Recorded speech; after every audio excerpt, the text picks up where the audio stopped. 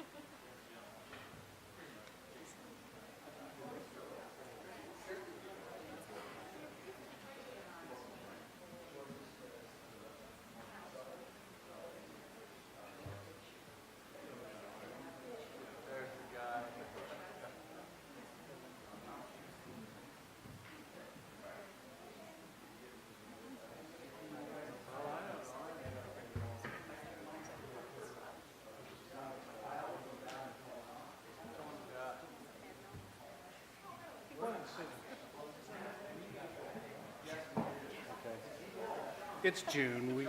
I'll make an announcement.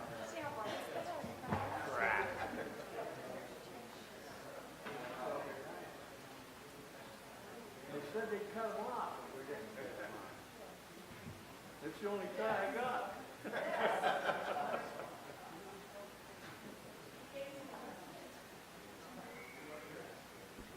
Probably your mom.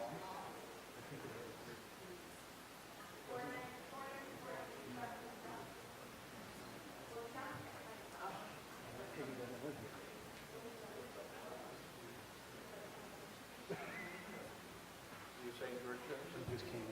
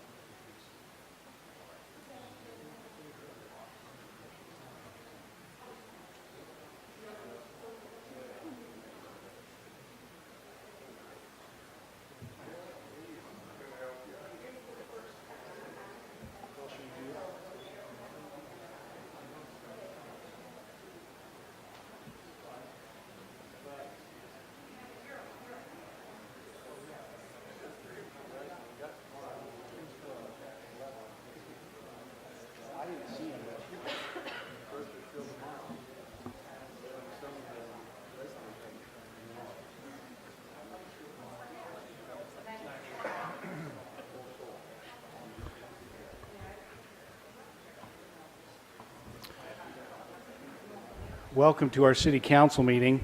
We'll get started. It's a few minutes after 5. We will be missing today our city council member, Michelle Randall, and also our city manager, Adam Lenhard, who is at a training out of town. But I've been on the phone with him today and gone through the agenda, and we do have our city attorney here, Sean Guzman. So between he and the other members of our planning staff, we'll be able to go through the agenda, council, and get everything done. I'll mention one thing about the agenda when we get past the first few things pre-agenda. Let's start, if we could, with an invocation.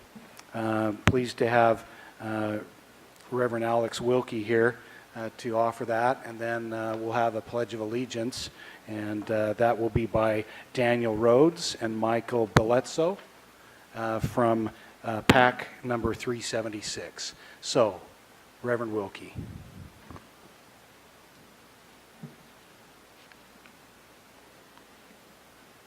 Let us pray. Today, as we pause to remember the meaning of this day, may we each be grateful for the freedom that day started to bring to our world. But in the years that have followed, we are all seem to hear the voices of anger and war. Forgive each of us our thoughts this day. Bless each member of the council with your eternal love. Guide the mayor and other general authorities. Work for the good of our beloved city. Enlighten our minds, we beseech thee, O Lord, by your visitation from on high. We say our prayers this day in the name of Jesus. Amen. Thank you, Reverend. Okay, young men, come forward if you would, just to the podium where the Reverend just was. And Daniel is going to be the voice, so tell us what we need to do, Daniel. Just go right to the microphone right there. See that? See the black microphone like this? There you go. May the audience please rise. Thanks.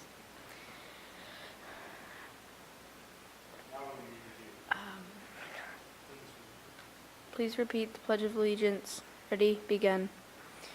I pledge allegiance to the flag of the United States of America and to the republic for which it stands, one nation under God, indivisible, with liberty and justice for all. You may be seated. Perfect. Thank you, Daniel and Michael. Appreciate you being here today. They're both Weeblo Scouts. Glad to have you here.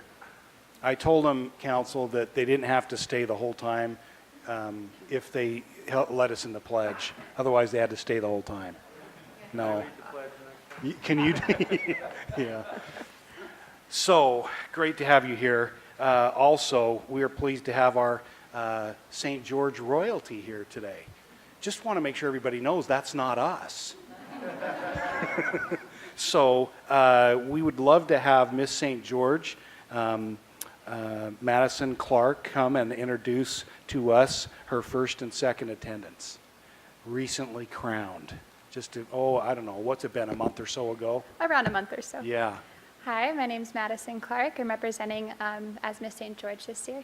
This is my first attendant, Riley Waters, and my second attendant, Ainsley Hartshorn. That is awesome to meet all three of you. I got to talk with them a few minutes ago, Council, and they will be very busy doing various things representing St. George, starting at the end of this month at the Miss Washington County event, and then they'll be with us. You all know this. They'll be at the fair as we do the ribbon cutting for the fair, I believe, usually just as we get started, and that's in August. And I know we'll see you many times between now and then at parade, Independence Day parade on July 4th, and we've got good plans, don't we, for this year and 2020. So, well, anything else you want to say? We just want to thank the opportunity that you've given us to introduce ourselves here. It's an honor for us to be able to represent the city of St. George, and we're glad that we're able to do that. So thank you. Very well said. So, don't you think, Council, though, we ought to know what like their talents were when they were doing that? So tell us what you did. What bedazzled everyone as you had your competition? So for my talent, I sang an Italian opera, Canti Partito, also known as It's Time to Say Goodbye. Oh, we know that song. Time to say goodbye. Yeah. I could do a small piece, I guess. Quando sono solo somna l'orizzonte manca le parole. Si lo so c'è non che luce in una stanza quando manca il sole. Se non ci sei tu con me. Very good. Isn't that awesome? A little bit of Italian there. Ooh. Okay. Now, there's two others of you. What can you tell us? I'm much shorter than her, but I played the piano, a piece by J.C. Bach, who is Bach's son, and I've been playing the piano for a little while now, and it was just an amazing experience to be able to compete and represent the city. It's truly a blessing. That is awesome. Thank you. Thank you. Ainsley?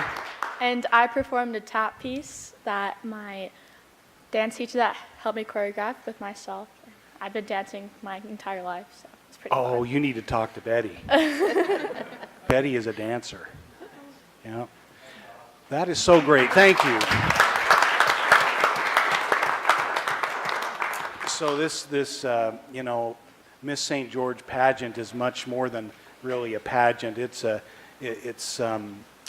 talent, it's academics, it's and of course the ability to communicate, and you can tell how well these ladies already do at this, but we look forward to working with you. And we know you'll help us serve ice cream in January, which, where else can you do that? But we will do it as we do root beer floats celebrating our birthday as a city in January, and we'll see lots of other things. And so, Mayor's Walk, absolutely, we'll be there. At least I will be. The council's usually there too. So, Mayor, I don't think Yes, people ma'am. know how terrifying it is to be in a pageant. I think Don't it would be with your peers and. Exactly. Maybe a tennis player feels that way alone on the court, but not too many things where you're put up against competition and, you know, others and even yourself in the way that is. And I have decided that there's nothing that brings a chill to me more than to hear beautiful young girls giggle. I'm sorry, I think that's just, there's nothing. Boys can't do it. I think it's singular, and I'm just very proud of these young women. Sean's got a puzzled look on his face. No, Well, he can't do it. well said, Betty. So, was it tense?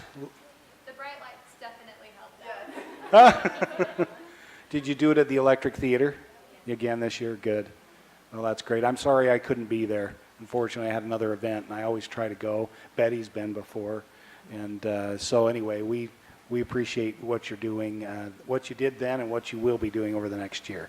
It's a lot of fun, some work involved too, but we're glad you're willing to do it. Okay. I did want to note that we learned this week, thank you, ladies. I did want to note we learned earlier this week the passing of H. Bruce Stuckey. For those of you that have been around St. George for a while, he served for many years on our, it was called different things, but our water and power board, essentially. And actually, I plan to write a little letter, council, to his family, just acknowledging that. Many things were done under his watch. He did was involved with many other things in our community and frankly around the world with his faith, and just really had a huge impact on this community and many others. So we just wanted to note that. Stuckey, kind of a prominent name in our area, but none more prominent than Bruce Stuckey. So anyway, council, I don't know if any of you know the family, No, I was going but anything you'd like to I say? had Betty? another point, but I didn't want to rush that. It's okay. I love their family, Yeah, yes. a wonderful family. They were involved in a couple ways that many of you may not know. He started what was called, I think it was Dixie Airlines, which is the predecessor to SkyWest. He sold it to Ralph Atkin and Sid, and then it became SkyWest. So he was a pilot. Just, you know, lots of great impact on this area. SkyWest, I say this all the time, but headquartered here, they are the largest regional airline in the world. And they're headquartered here, started here, and really originated with H. Bruce Stuckey. So very nice tribute in the paper, actually by Ralph Atkin, of his friend and really peer, Bruce Stuckey. So I'm sure I missed something else I was going to say about him, but that was one of the things I could think of. Oh, RMC Foods. Right. He was also the head of that at one time. So, okay, Betty. Well, I just wanted to also mention and have in our minutes that this is the 75th commemoration of D-Day. D-Day, 1944. Yes, sir. And I have the dubious honor of being able to watch Fox News most of the day, sometimes without the sound, and sometimes, I mean, it's a pleasure most of the time. But anyway, except for the ads. And it was singular what they showed and what they said about that day, and the interviews that they had with the very, very few, I think it was like 400 1,000 remaining veterans who participated in D-Day in either airborne or amphibious landing. And I'm just being chilled right now because of what I feel about that day. And one of the young men was asked why they did it, why they joined the Army and why they went. And he said, we had no choice. We were fighting against evil that was threatening our country and our lives and our families. And I just, hope that we feel that way, that we have the courage to do what they did, because it was phenomenal. And so many people were there and really have been going over the last few years to these commemorations and these dedications. And I think that's wonderful, because I wish that everyone could have a copy of these the footage and the history that they're giving, so that they could teach their children and their grandchildren, and we could all understand things a little bit more, and maybe why we're fighting wars now. It's all tied together, but it's a fabulous history of who we are, and we certainly have a lot to be grateful for. We certainly do. Thank you for bringing that up. And Mayor, Betty mentioned bringing that up to the children. And many of those men that went to serve were teenagers. I know I had an uncle who was 15, and I talked to this others that were teenagers, 16, 17, yeah, just very young. young men that did that. So it's so important that the youth be able to appreciate the love of this country. Absolutely. Thank you. And, again, to that point, next Friday is Flag Day, and there will be a little celebration, Field of Flags, they call it. Council, I'm sure you all have heard about this. It will be at Town Square at 9 a.m., I believe. I believe that's right. That's what it's on my calendar for. So is that right? So anyway, love to have people there if they can be. I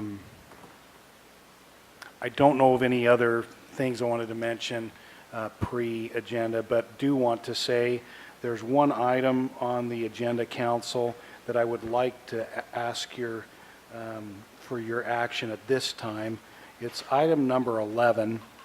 It's slated as consider approval of an ordinance amending Title 10, Chapter 8, Section 6 of the City Code. It's to do with storage units. In speaking with staff, with Adam Lenhard today by phone, as well as Sean, we believe we need to do some more internal work on this. And I would ask for you at this time to table that so that we can bring that back at a future meeting. Would you be so inclined? I would move that we table that item, number 11.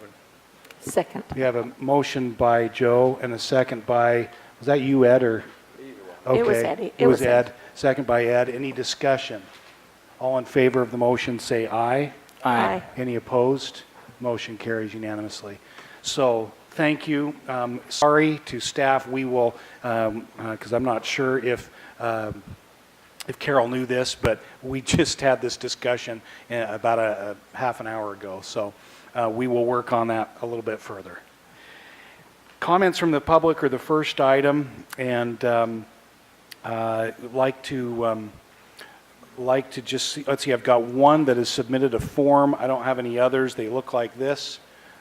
So this is where if it's an item that is not on the agenda, then you can take 3 minutes and bring up anything you want to.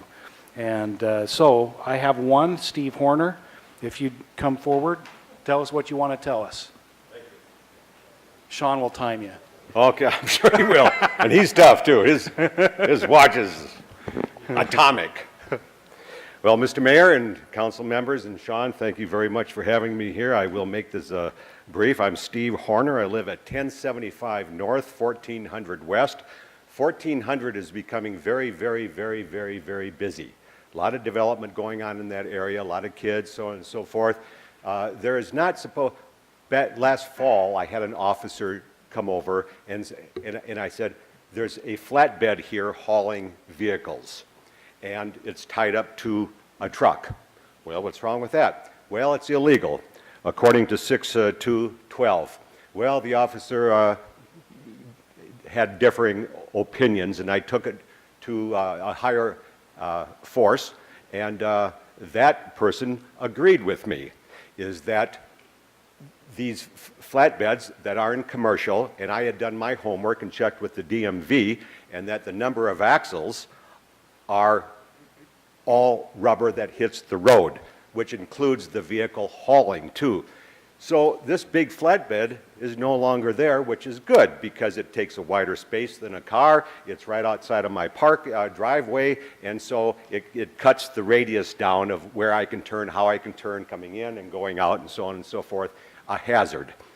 Now, this spring, boats and boat trailers have just sprung up. I've been there for 10 years, and they're just all over. This morning, I've got 4.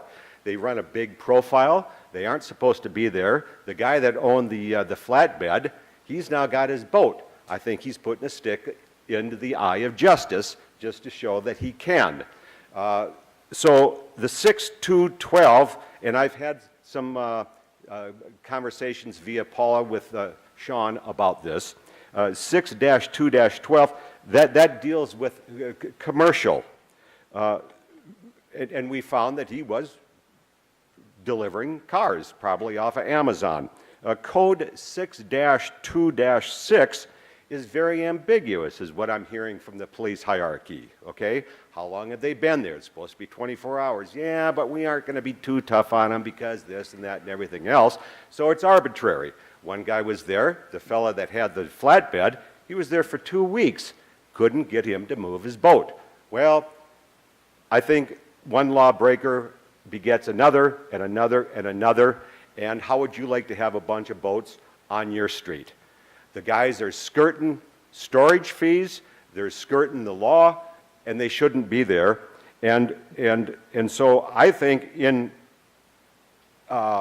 relation to what code I would like to see this attached to would be 6-2-12. It speaks of the commercial, it speaks of the big rigs, but in parentheses or at a comma, it could speak of boats and boat trailers, because that has a 4-hour window, whereas 6-2-6 has a 24-hour window, and then that gets extended because, well, we sometimes don't want to be too tough on the guy, and sometimes we have to see cobwebs grow, and we don't know if it's abandoned, and so on and so forth. So I think it would have some teeth, but folks, ask yourself, do you want to see a bunch of boats on your block? I don't. They're a hazard. They're an eyesore. They don't belong there. And what do you have any thoughts on this right now, Sean, or should possibly I call you in a week, or how should I follow up on that? Do you suggest? Well, I would take direction from the mayor and council on what they want to see. Obviously, I will say this. And during this time of year, a lot of people have RVs, they have boats, this is the time they're using them. They have to unload and load. In your area there are people that live in condos and apartments that may not have the space right there. So I don't want anybody to walk away from this meeting thinking that it is okay to leave those there for more than 24 hours. I'm not going to give a legal opinion on all of the nuances of that.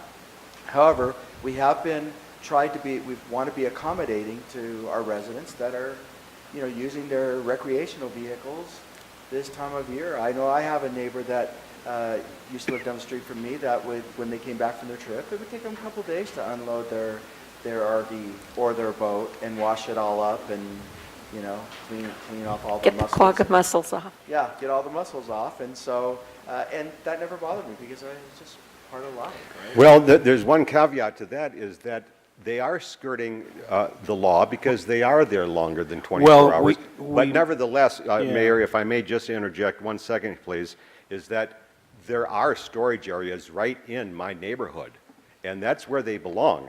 And if they're going to be out there for 24 hours, they got kids, they're unloading, fine. I understand the nature of the area, okay? I really do, not being a stickler, but this one was there for 2 weeks, and nothing was being done at him. And so, I think they're skirting the storage, and I think they're skirting the law, and I think that laws are there to be enforced, and now we're getting more and more and more boats, and I don't think you'd like it on your streets. Thank you, Steve. Thank you very much. We are working on Title 10, and there are a few things, there may be some things we could clarify as we do that, and it'll be up to the council what they'd like to see us do, but, you know, I do think there's a fine line, and we'll try to figure out what that is as best we can. Appreciate your input, and we'll get Mayor, back it might to be that. interesting to note that a few years ago, I verified this statistic that Utah, being a landlocked state with very few natural lakes, if any, I don't know what we have, the Great Salt Lake, but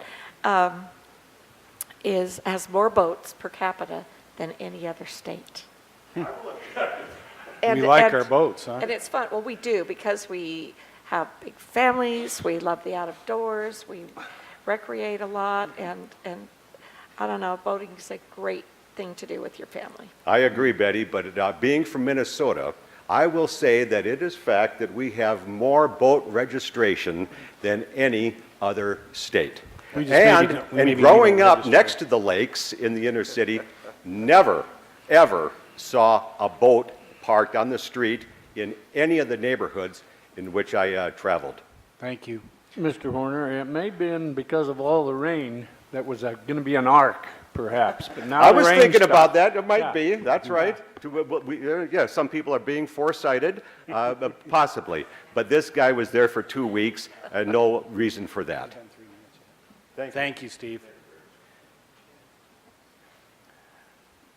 You never know as we look at that, you know, some people might say we should be a little more allowing, you know, and give it a few more days. So we'll talk about that. We want to be fair, and this is St. George, and we try to do things that represent as many people as we can. But we'll go through that as we go through, and we're very close, council, by the way, to bringing Title 10 back. We're very close, aren't we, Sean? I think it's ready to go to planning. Yep. Jimmy, if you want to make it 2 weeks. We're a vibrant, active community, Yeah. and if you're going to go boating or camping, you don't load your trailer in 24 hours. No. Takes So more. I think rather than put police officers in a bind, we ought to make that realistic. Now, obviously, we're trying not to say don't store your boats on the street or your trailers, and that's the point, but I don't know, 24 hours. Most of those that are on the street that way are being stored at a different location, but they've got to offload them. And I know it took me more than 24 hours to unload the van after Yeah. the trip. So Well, the other thing is most people don't want them sitting on the street, Right. meaning boat the owners. Right. Oh Yeah. yeah, no, the owners don't either. Yeah, so we'll work through that. There's, like I say, there might be some clarification in the law, but it could possibly be more liberal than, if you will, than the way it is now. Okay, that was the only form I had, so we will move on to. Oh, are there? Did anyone else fill out a form and just not submit it? Okay, then we'll proceed with the consent calendar. Council, are there any items, as you've had a chance to review the consent calendar, that you had questions on or would want to pull out of the consent calendar to be discussed separately? You'll notice most of them are fairly routine. There are a couple of reimbursement agreements for flood control that I'm involved with. They do benefit the city of St. George, and so hopefully you saw the detail on that. Jimmy's aware of a couple of those. Any questions? Otherwise, I'd entertain a motion to approve the consent calendar. Mayor, I would move that we approve this consent calendar. Second. We have a motion by Betty and a second by Jimmy. Any discussion? All in favor of the motion, say aye. Aye. Any opposed, say nay. Motion carries unanimously. Thank you. And then, let's see, next item, what would that be, 3? Yes. Is a public hearing. Are we okay? We're at 5:31. So we're good. We will have Deanna introduce this, but we're going to have a public hearing to receive citizen input concerning the proposed fiscal year 2019-2020 budget. Deanna Berklasich is Yes. the author of this masterpiece. Well, I had help. I had Chad helping me and all the department You heads. had help. So we all come together. But you are the master of this, so thank you. Thank you. So I'll just recap the proposed fiscal year 20 budget for you. Again, we presented it on May 2nd to the mayor and council. We have had some work meetings with yourselves on the 23rd and on the 30th. The budget has been on the city's website, and it's available at the city recorder's office if anyone should want to review the budget. Anyway, the total city budget this year is $350 million. Just a slight jump from a $276 million budget last year. Can you explain the major difference? The major difference is we actually have about 3 projects that combine for about $47 million. And that includes the airport runway project, which will overlap into the fiscal year 2020 budget. It also includes expansion of the wastewater treatment plant. And there's about $20 million for that. And then we also have a city campus expansion project, which I'll actually discuss a few items down in the agenda, and that's $11 million. So between those 3 projects themselves, $47 million, otherwise our budget would be about $303 million, which is only about a 10% increase from the 2019 budget. We are not proposing any property tax increase. And we have received our preliminary certified tax rate from the Washington County clerk auditor now, and everything looks fine, so we are not proposing a property tax increase. We do, however, have a couple of increases. One is a 10 cent per gallon, 10 cent per 1,000 gallons. We don't want to say per gallon, that's, yeah. That'd be more. Strike that. 10 cents per 1,000 gallons for the water, and that is passing through our wholesale costs that we are going to be charged by the Water Conservancy District, so that's just a pass-through of that additional expense. We are looking at a $1 increase for the residential base fee for our electric department. They have done a study and have determined that the base is about $5 less than what it should be to cover our costs. Instead of proposing that we implement that full $5 at this time, they've asked that we implement the $1 increase over the next 5 years. So eventually we'll get to that point, but we want to soften the blow on our residents with our energy. And then we are proposing an increase for the golf fees, and that's $1 per round, per 9-hole round, and $1 per 9-hole cart fee.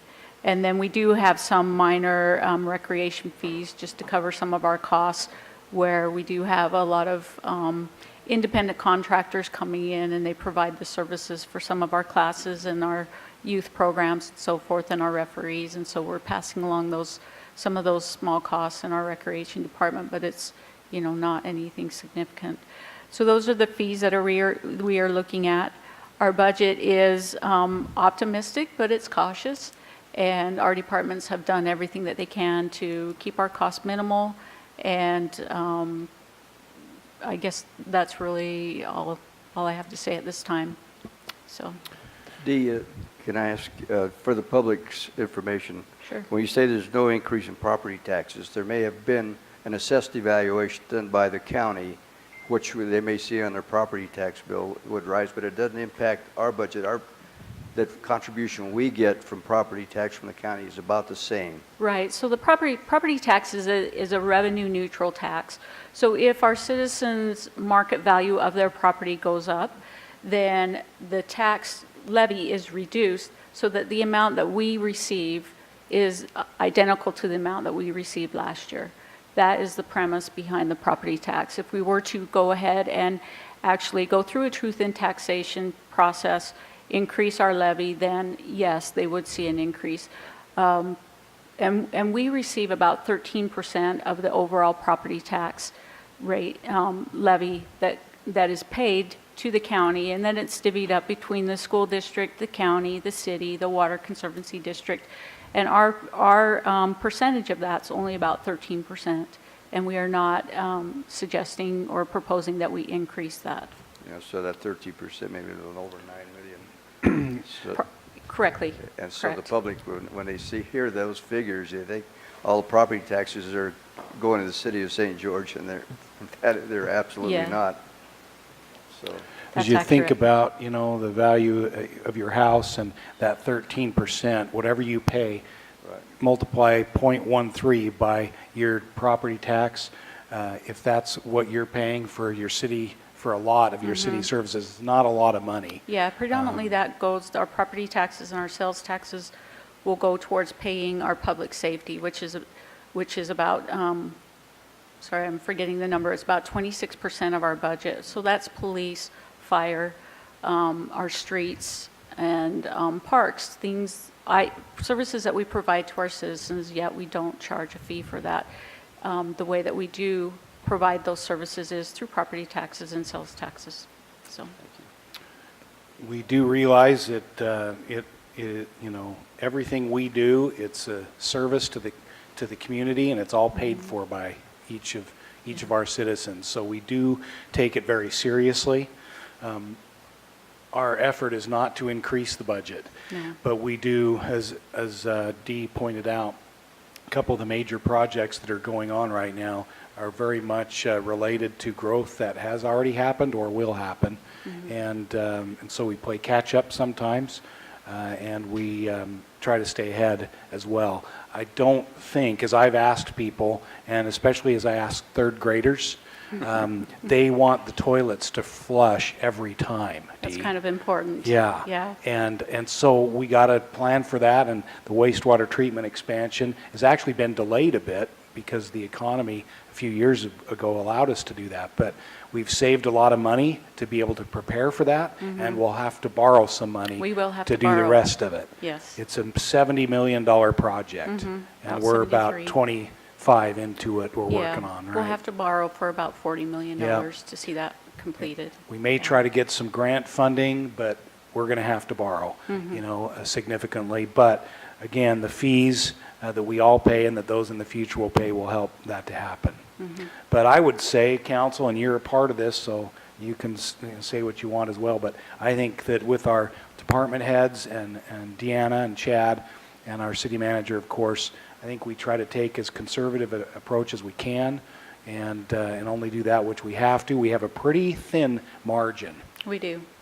Yeah, Well, we- you know, Mayor, you mentioned third graders, but I can tell you senior citizens feel... You think they want it to work too? Senior citizens feel very strongly about those toilets flushing right. Well, I can just tell you the response when I asked the third graders at Bloomington Elementary in March. They said, ew, you know, but the high school seniors at Dixie High said the same thing, Ed. Right. So I imagine that all ages would like the water to work when you turn it on and the lights to work when you turn them on. And we used to have a lot of brownouts, as they called them, when it wasn't quite as reliable. And so we want to make sure we keep that going, so. Well, you got Scott Taylor smiling back here. Brownouts aren't what you're thinking. You want to keep the brownout? Yeah. Okay.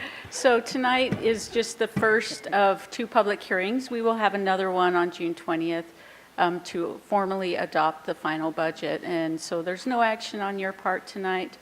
Just to go ahead and open it up for public comment, and then we'll have another public hearing on the 20th of June. So I know you mentioned the total city budget, but as far as for the general Yeah, the budget, general. that's only about the 77, somewhere in there. Yeah, it's 77 million, 77.1 million. Right, so, So it's about, I wanted to say, it's about half of our total, well, not half, that would not work out.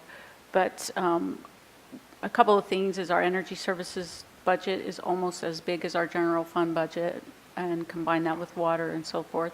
Our police and our fire are our biggest budgets, and our parks in the general fund. in the general, yeah. The other thing is, of course, we, you know, as part of the conservative side of things, and the excess we try to have, we put it back in the fund balance. Essentially, we have a couple of savings accounts. Right. And we do that in accordance with state law. Right. And so essentially, rainy day fund. And some of those things are used for capital projects, and that's a separate fund. And so we save our pennies, just like you each do, so that when there's a big thing that needs to be done, when a roof needs to be replaced or a expansion needs to happen, we have at least the cash to do the ones that are the easiest to do. Yeah. Some of them, like the $70 million thing or the $40 million generator at the Energy Services Department, then we have to do something different. We got Right. a bond or something. Yeah.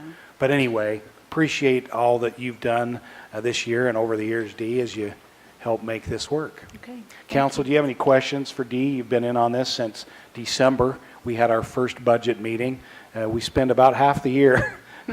Dee spends lots and lots of Yeah. hours, but and we develop the budget. We advertise it and have the public hearing, as we'll open in a moment, and then we'll pass it on the third Thursday of this month. It's a rigorous and comprehensive process, and I think we all feel like that it's serves our city well. Yeah. Okay. Thank you, Dee. All right. We will open the public hearing for anyone who may have come to express input or ask questions on the 2019-2020 budget. Good evening, Honorable Mayor, City Council members. I'm Nora Chetterbach, a full-time resident of St. George. I've lived in this area for 19 years.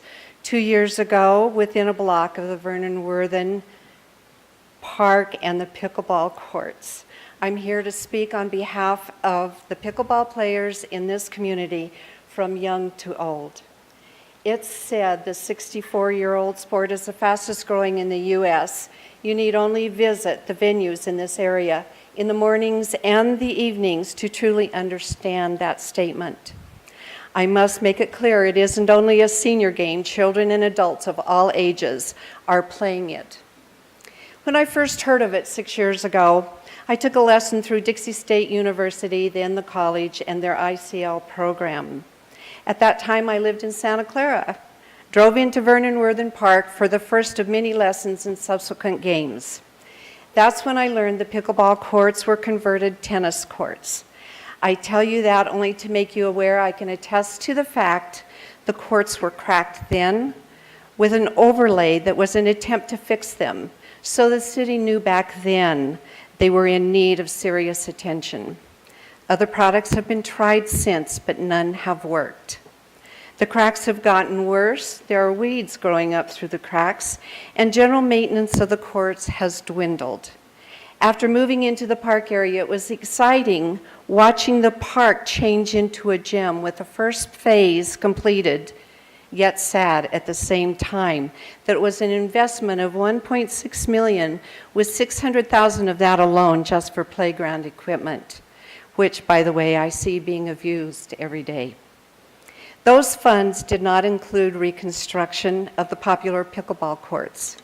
Only one person at the park grand opening shared applicable information relative to Phase 2, and I remember the disappointed feeling I had that the courts had to wait until the next phase following inclusion and approval of the next City Council budget proposal, while new parks, resurfacing of some of the Little Valley's existing courts, and other venues are done.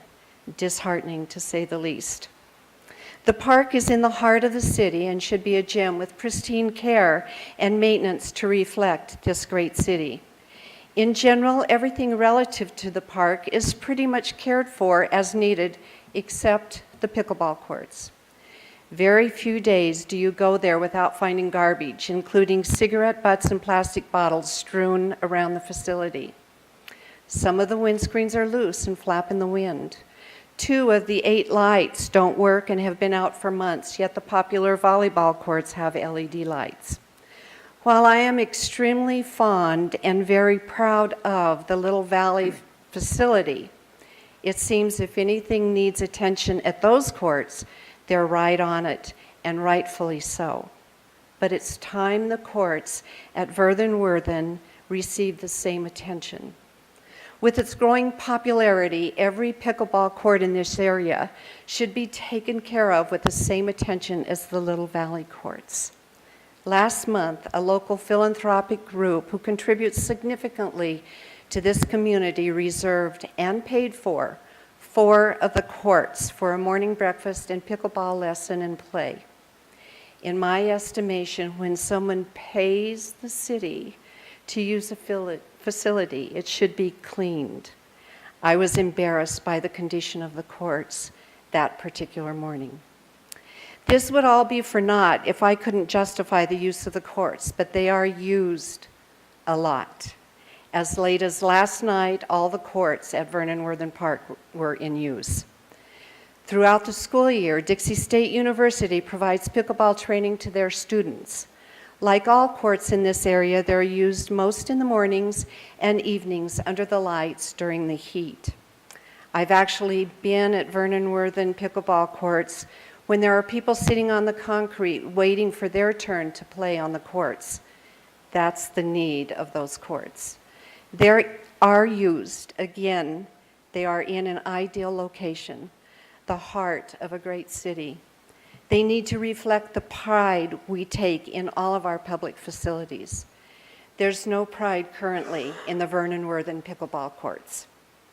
While I'm here asking you to approve the budget for the redo of the courts at the park, which is simply a great way to let you know I'm complaining, yet again, about their condition. I will also tell you they are still playable. There's only one really good thing about the huge cracks. I can use them as an excuse to miss a ball. I'm here today with others, and there are several of us in attendance, and I would like for those of you to please raise your hand who are pickleball players and who use these facilities and are here tonight in support of this endeavor. Thank you, all of you. This is a sport which has brought thousands through the years to our area and have contributed significantly to our economy. While there aren't huge tournaments at Vernon Worthen Park, if any at all, there are athletes who come to this area for tournaments looking for practice courts in preparation for tournament play. These courts should shine. We should be proud to have outsiders use them, let alone our residents. There are clinics for young and old, but they're all conducted at Little Valley Complex. I'm sure more would participate in the city's offerings if they were offered closer. Some people travel from Ivins and areas north of St. George just to play in the clinics at Little Valley, as well as take advantage of their lessons and league play. It would be nice to have all those additionally available in town for less travel. Until they're closed for remodeling, and I hope you approve the budget, immediately move into the bid process and start construction as soon as the bid process has been finalized. I would like to ask for some changes to make it more pleasant to play in the meantime. The 2 lights on the courts need to be fixed. A garbage receptacle needs to be placed outside the west course entrance gate, a small item. All loose windscreens need to be tied down. And there needs to be the creation of a regular maintenance schedule, minimum every other day, for at least a walkthrough to pick up garbage, and simple signage on St. George Boulevard. Nora, we need to keep this to the Bluff budget. Street. We need to keep this to This the is budget. budget. No, that's not. But I'll have Shane come up and talk about those items when you're finished. But let's keep it to budget. That's what this public hearing's for. Okay, but the improvement The improvement, yeah, but is in the Phase 2 part of Yeah. the park, correct? what you're talking about right now, I'm trash talking about the collection, Vernon Worth, stuff okay. like that. Oh, I'm sorry. Yeah. Okay, misunderstood. Yeah. Shane will probably be able to shed some light on it, because oddly Okay. enough, we just had a long discussion about this very item. Okay. And it was, I'm pretty sure we all agreed that those courts need to be redone. Yes. So it's Okay. not like we're not, Yeah, it's, so I think we got the message, but Shane can kind of shed some light on that, yeah. if you're okay with that. Do you have other budget things you want to talk about? It's all relative to the improvement and Phase 2 of the Vernon Worthen pickleball courts.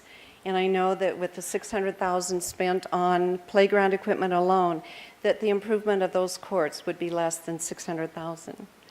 I have more, but I will hold that and I'll share that with Christina for you to peruse at a later time. But it's all relative to improving the Vernon Worthing pickleball Right, courts. we're not here to talk about the design of that. Okay. So we can do that another time. And I'm not either. Yeah. I'm just asking that some things, and I have, it's not as though I haven't tried to contact you.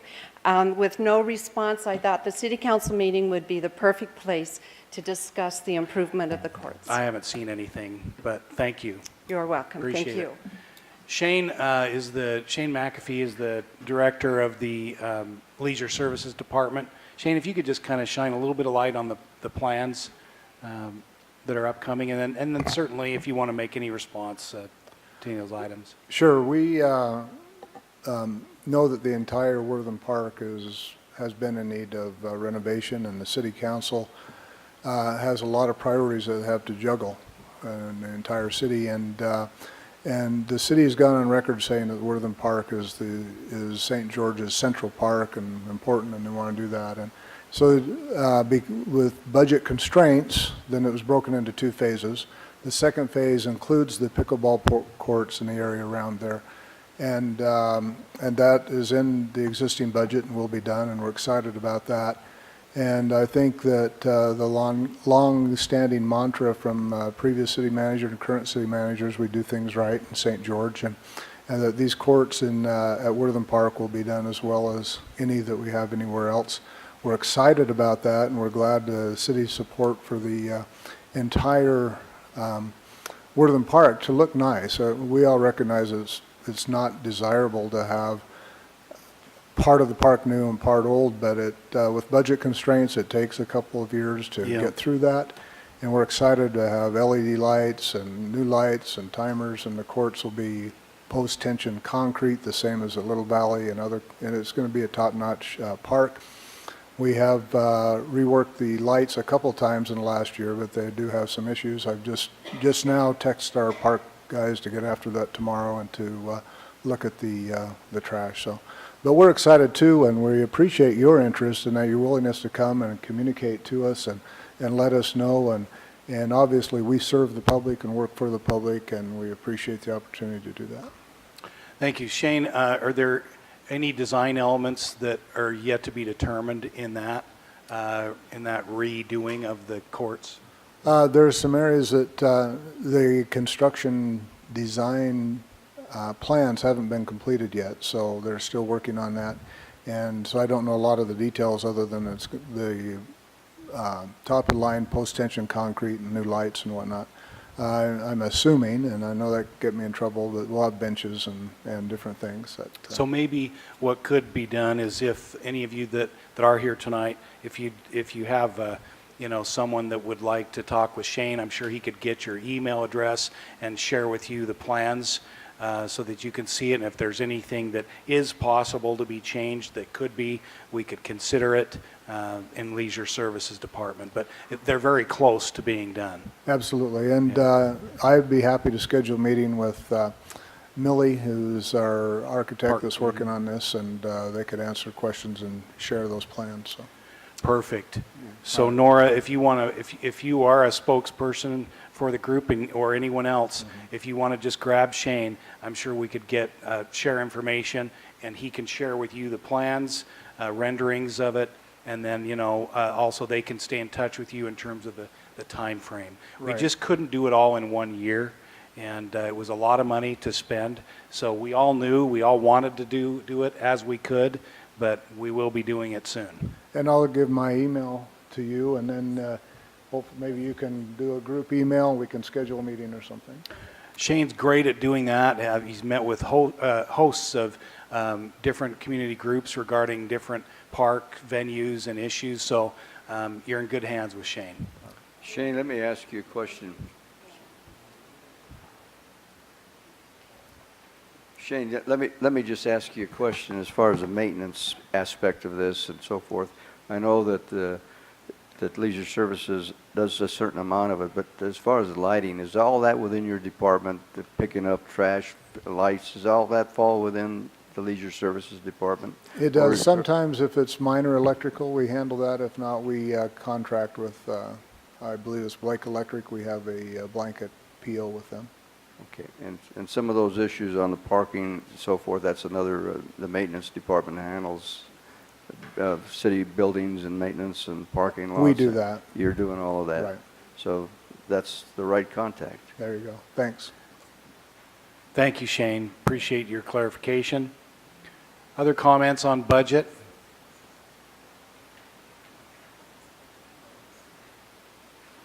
We do spend quite a bit on parks and trails. In fact, we're sensitive to that because there are things that we really enjoy and that citizens place a high value on. So we're glad that you have the interest in Vernon Worthen Park as a venue for pickleball. We'll make sure we make it, as Shane said, top notch. It'll be as good or better than any other pickleball court we have in the city. And you don't have to wait till one of these meetings to come and say that. You can email us, call.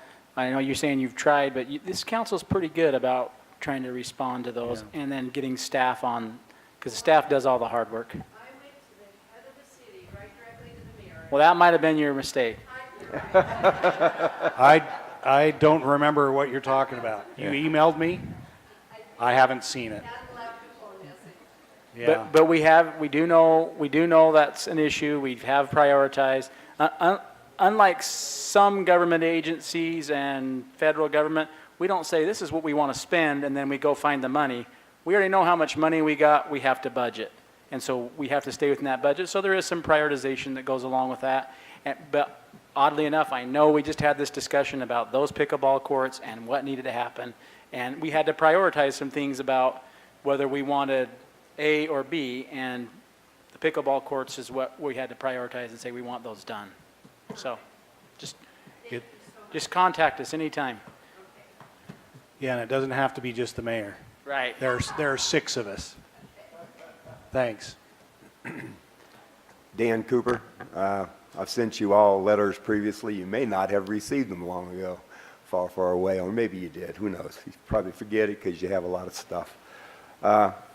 Yeah, I propose that we cut the budget and reduce the government back to the size where it's supposed to be.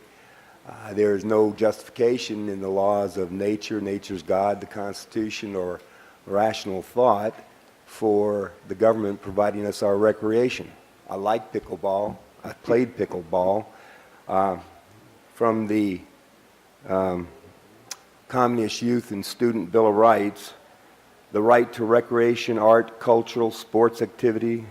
City government can build and rebuild communities and parks, youth centers and parks for every community with full access to pools, fields, sports, recreational, regular community, citywide concerts, dances, theater, young musicians, writers, actors, other artists to work, provide affordable cultural enjoyment for our communities. I do like pickleball, but I think what we need to do is not to hide, because I came here a while back and I asked that the itemization for the tax dollars going to business type enterprises, leisure services primarily, be broken down. And this is pretty close, and I like that. Thank you. But there's no justification for this. When I got here 19 years ago, almost 20 years ago, wow, half the courts, golf courses, were private. And visiting with one of my friends there, he says, we can't afford the $3,000 a month water bill. But the city can, because the city can just reach over and take some tax dollars. I grew up in Louisiana, a Catholic state. We lived under the Napoleonic Code part of the time.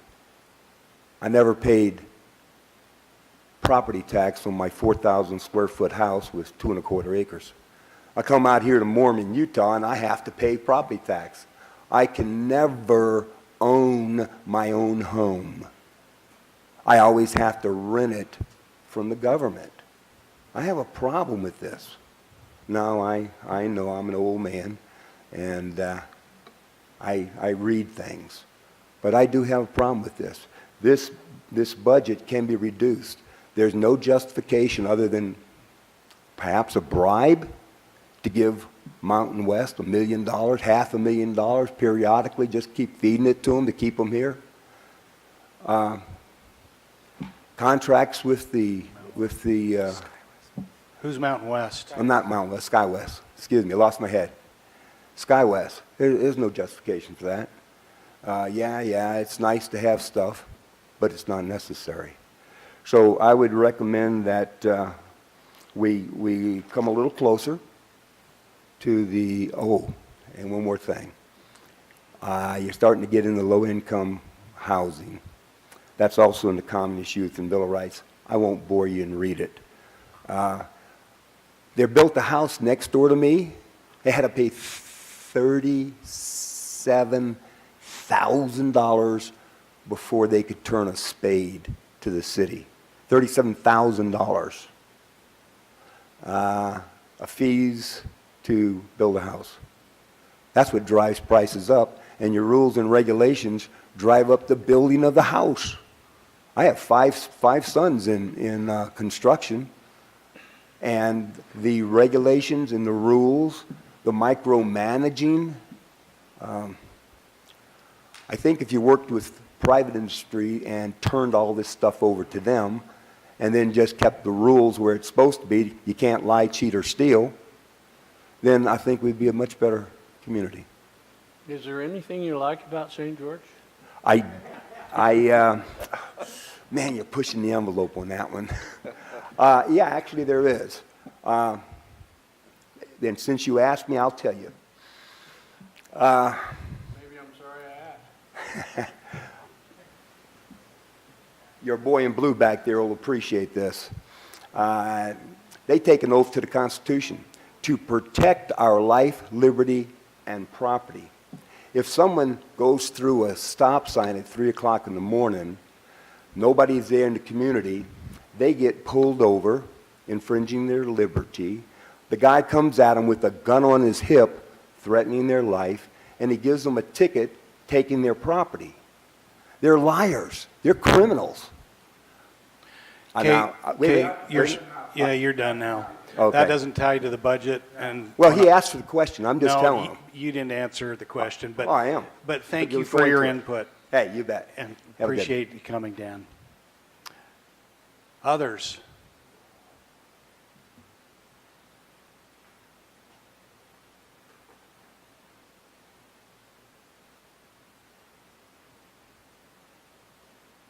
How are you, Paul?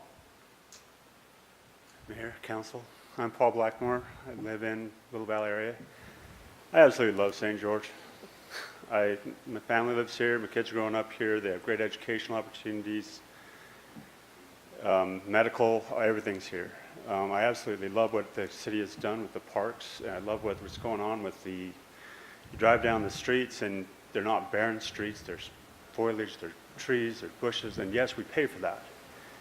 We pay for that, but just last night I was out riding my bikes with my little kids, and there's a bunch of other neighbors, and we were on nice city trails that were not right on the traffic. My little kids could be learning to grow. There are other kids with us. That's part of what this budget's doing. And I realize there's a lot of compromises. I realize that you're trying to be very austere and not just spending wildly, but I'm very thankful for what you have achieved. And by the way, I also happen to love our police force. More than once, they've been very helpful to my family, and I'm very thankful for them. So I do appreciate what you've done with the budget. I don't know all the details, but I know the growth that you're trying to account for, what you're trying to do is very important, and I'm very thankful for the services we have. So thank you. Thank you, Paul. Thanks for your contributions. Yep, thank you. Other comments on the fiscal budget? Still have a couple of other public hearings as well that tie to budget, but they're a little more specific. Okay, seeing none, I will close the public hearing. And that is, as Dee said, there's no action to be taken at this time. We will have another public hearing on the budget on the third Thursday of this month. And then council will be asking you to hopefully approve that budget. If you don't, we'll violate state law within, what, a day or something? By the 22nd. So anyway, that's how it works. And And we're required to do one public hearing for the budget each year. We do two, just to try to give people a little bit of extra time, opportunity to come and express their comments. And we do appreciate them. We may not all agree on just how we've prioritized things and how much the budget is, but we really do try, and this council, I think, does a great job of trying their very best, and our staff the same way, to prioritize things that we think would be in accordance with the wishes of most of our citizens. That's really what we try to do. We may not always get it right, but we really are trying our best to do that. Is that fair, council? I think that's very fair, and I think all the departments are very concerned about it too. Yeah. You know, they're taxpayers also, and they want it to work. Yeah. And they give and take also. Yeah. Not everyone gets everything they want, and I guess that's part of life, right? In fact, there's a great philosopher who wrote a song about it. You can't always get what you want. Anyone know? Rolling Stones. The Rolling Stones. You're not going to sing that for us? You can't Come on. always get what you want. We used to sing that to our kids, and they just shake their heads, roll their eyes. Anyway, we really do try, and I do appreciate our staff that carries out what we just come up here and approve. We have the easy job, but we do want to try to be reflective of the community. So let's go to the next public hearing. Mayor, let me just comment a little bit on that. If the public wants to look into the finer details of this budget. It's there, isn't it? It's there. They can look it up and see exactly what the number of personnel each department's asking for and the changes made and the efforts made by each individual department. And you can just really look at it. It's quite informative. Very good. Thank you, Ed. All right, you get to hear from me again. Excellent. Okay, the next item that we're presenting is another public hearing, and it's regarding our enterprise fund transfers that we actually make from our electric, our water, our wastewater funds. And essentially what we do is we charge them for overhead and administrative costs that the general fund does provide to the enterprise funds. For example, our utility billing clerks that create our utility bills for the energy, water, wastewater collection, and solid waste. They work and are paid out of our general fund. However, almost 100% of what they do is for the enterprise funds. We also have a fleet department, our HR department, our legal department, and various other support services, technology to make sure our networks are sound and that our data is secure. So those departments all are paid out of the general fund. So what we do is we actually do a full accounting of the departments and the individuals that provide those overhead services to our enterprise funds, and then we essentially bill them for that and transfer that money into our general fund. And we're required to do a public hearing just to let our citizens know exactly what that transfer is. The information is also on the city's website. And the website, the information is posted. It's showing the amounts that we transfer from each of those funds and the percentages of that fund that they are transferring to the general fund. So this year, the total transfer is $5,525,000. And that's really only about 7% of our full general fund revenues that we receive. For the electric fund, that's less than 3%. It's 2.8% of their cost. The water fund is 3.7%. Wastewater collection is 5% of their budget, and the solid waste it's 6%. But that's actually the 6% seems higher, but their budget is quite a bit lower. So the number seems a little bit higher. And the drainage fund is, or the regional wastewater treatment fund is 3.3%. So overall, we're trying to keep those costs down low because we know that that does ultimately go into the rates that our citizens pay. However, we firmly believe that if the energy fund and the water fund were to have to go out and hire somebody to do their HR, somebody to present them with legal issues, to provide network and technology services in their billing and collection, that the cost would be much higher. And so we feel like it's a fair amount that we charge to the departments. They also have the ability to review that information and give us any feedback that they have, and they feel like it's fair as well. So that's what this public hearing is for, just to present that information and get any public comment that we may have. However, there's no action on your part regarding this. Thank you. Just to comply with state law, to make sure we're accounting for these things publicly. And you know, Mayor, the last utility bill I received, it was right on the face of It the was. envelope saying, look at the back of your utility bill and it'll address this very issue, and you can look at it and study it at your leisure. Exactly right. I had someone refer to it as I was on the radio today, so thanks.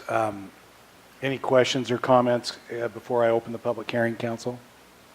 Then I will open the public hearing for anyone who may come to offer input on this item number 4, as was just explained by our budget director.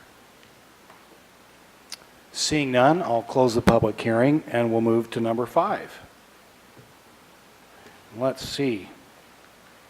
Are you or Trevor? Trevor's going to talk about this one, okay. Trevor, welcome. Thank you. I look like I should take my tie off here.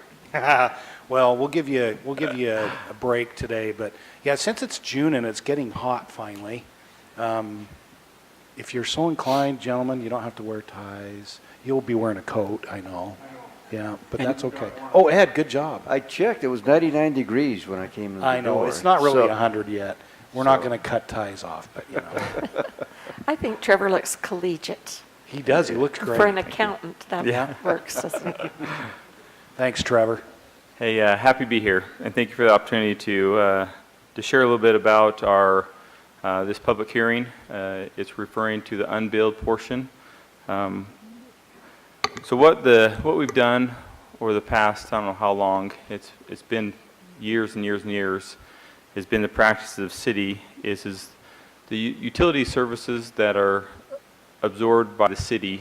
A lot of the facilities, such as the right-of-ways, landscaping along the roads, right-of-ways, some of the parks, the sub pumps and other things for our water pumping stations and so forth, is handled and absorbed by the different enterprise funds. Energy pays for the water pumping. Water will help pay for the cost of some of the parks, other facilities in the city, the right-of-ways and so forth. And those costs that are used for city parks and facilities, thank you, are absorbed in the current rates. There is no rate increases related to this unbilled portion.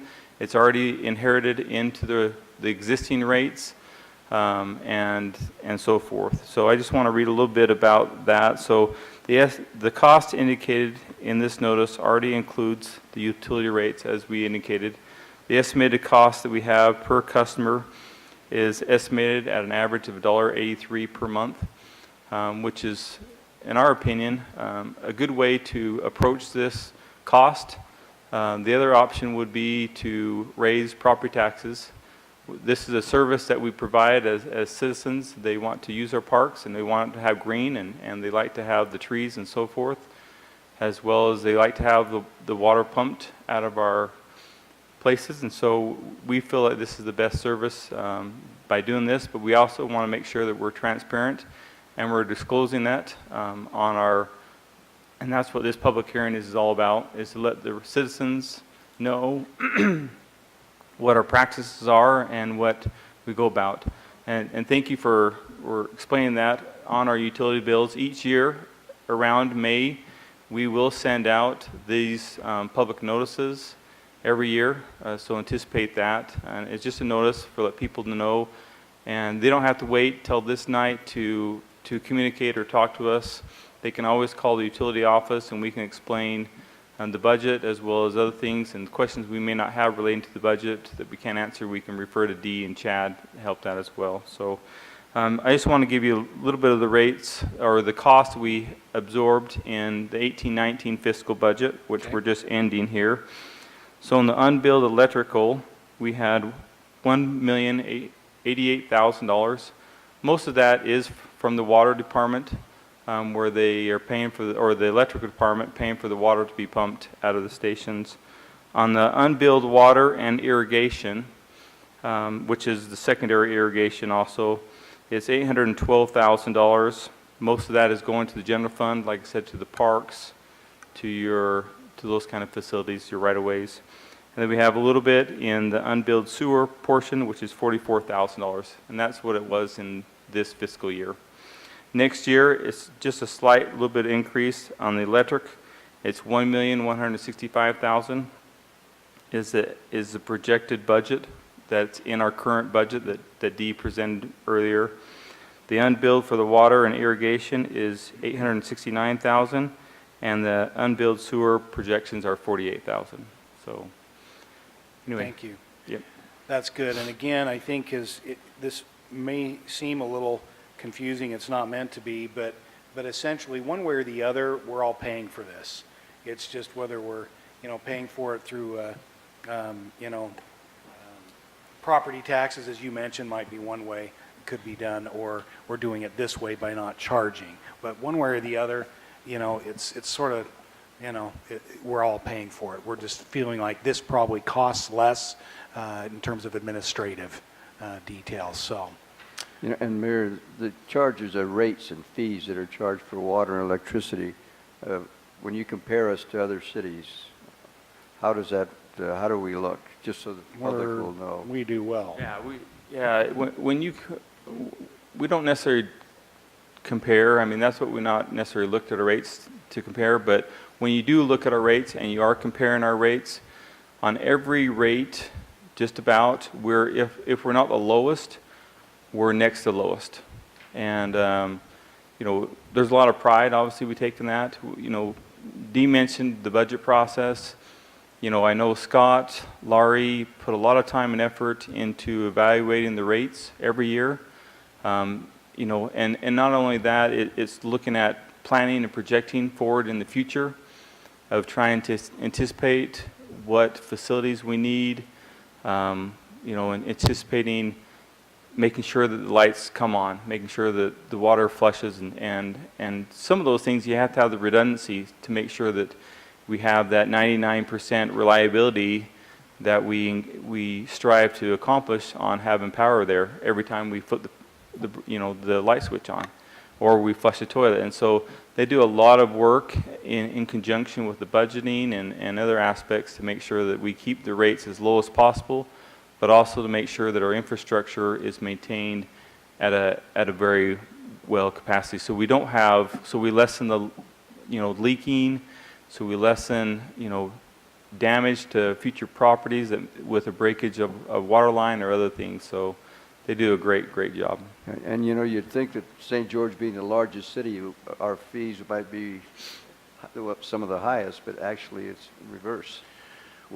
That's right. We're very frugal. We are, and I've had a few other city people tell me, others, in the area, gosh, couldn't you raise your rates a little bit so you don't make us look so bad? And the answer is no. We're going to do it, whatever their costs are, their costs are. Right. Whatever our costs are, we're going to do the very best we can. Obviously, we're a monopoly in most of these things. You don't really have a choice when it comes to supplying your water, your power, your wastewater, your energy services. It's based on where you live. So anyway, thank you. Appreciate the... And you bring up a good point, if I can just take a little second. Because we do know that we're a one-stop shop as far as utilities and nobody else, they can't go get their water from somebody else. I mean, I think we strive to keep that in the mind, to make sure that we're doing the utmost to make sure that we're providing a good quality product at the least expensive cost that we can. That's right. And in a lot of the neighborhood meetings that we've had these past months, they've come up to us, and I was expecting a lot of complaining or other things, and it was just the opposite. It's been kind of nice and refreshing, because a lot of times you don't hear about the good things that the city's doing. You hear a lot of complaining, but I appreciate the feedback that the citizens have given to our department and in the utility side, and we will continue to strive to do things more efficient, to try and keep our administrative costs and other things as low as possible. So Thank you, Trevor. I will open the public hearing at this time for any who would like to make comment regarding what's called the non-reciprocal transfers for unbilled utility services from the electric, water, and sewer funds to other city funds. And seeing none, I'll close the public hearing, and again, no other action is required. At this time, Dee will welcome you back up to talk about one other public hearing All related right. to another. This will be the last you see of me Okay. tonight, I promise. So, and what this is regarding is the Community Impact Board application for a loan. So I'll just give you a little bit of background, and there are some specific verbiage that I have to read as required by the loan application. Thank you. I'm glad And- you had that. Yeah. So what this is regarding is the city, St. George City Hall that we're in is actually almost 40 years old. And our police department headquarters is over 20 years old, believe it or not. Both buildings have seen a lot of renovations, but, and we've done everything we could to move some of our employees and some of our services to satellite locations, and yet still serve the needs of our citizens and the growth and the demand that we are experiencing. However, we're now at a point where it's difficult to hire additional public safety, development services, human resources, utility representatives, and other general government support services in order to keep up with those growth and demands. About a year ago, we did hire JRCA architects to perform a needs analysis of the City Hall and our police department, and also our City Commons building across the way. And the study did conclude that we kind of knew, because we're bursting at the seams, that space was needed at both City Hall and the police department in order to accommodate our growth for the next 20 years. So JRCA did present a 3-phase plan. It consists of increasing our parking lot and relocating our dispatch center across the street to the City Commons building. It also includes expanding the City Hall and renovating it, and lastly, expanding the police building. Between those 3 phases, the total project cost is about $15.5 million. So it's a pretty hefty price tag. We do have that put in the preliminary budget. We have funds for the first phase, which is the parking and the relocation of the dispatch center. We have about $3 million that we can cover that. However, we do need to finance the remaining portion of the City Hall expansion and the police department building, and that was going to be approximately $12.5 million. We have evaluated our financing options, be it a sales tax revenue bond, a franchise tax bond, or a GO bond. We decided to pursue what's called the Community Impact Board loan, which is offered through the State of Utah Department of Workforce Services. So the CIB does offer grants and low-interest loans. Because of the size of the amount that we need to finance, a grant is not really possible for them. And so we're asking for permission and to take public comment tonight to submit an application to the CIB board for an amount of $12,359,000 at an interest rate of 2.5% over 20 years, which will be facilitated through the city's municipal building authority. It's just our Municipal Building Authority Corporation, which is actually a separate entity, but also owned by the city. For that reason, the loan does have to be repaid, and so it is an obligation of the city and of our citizens.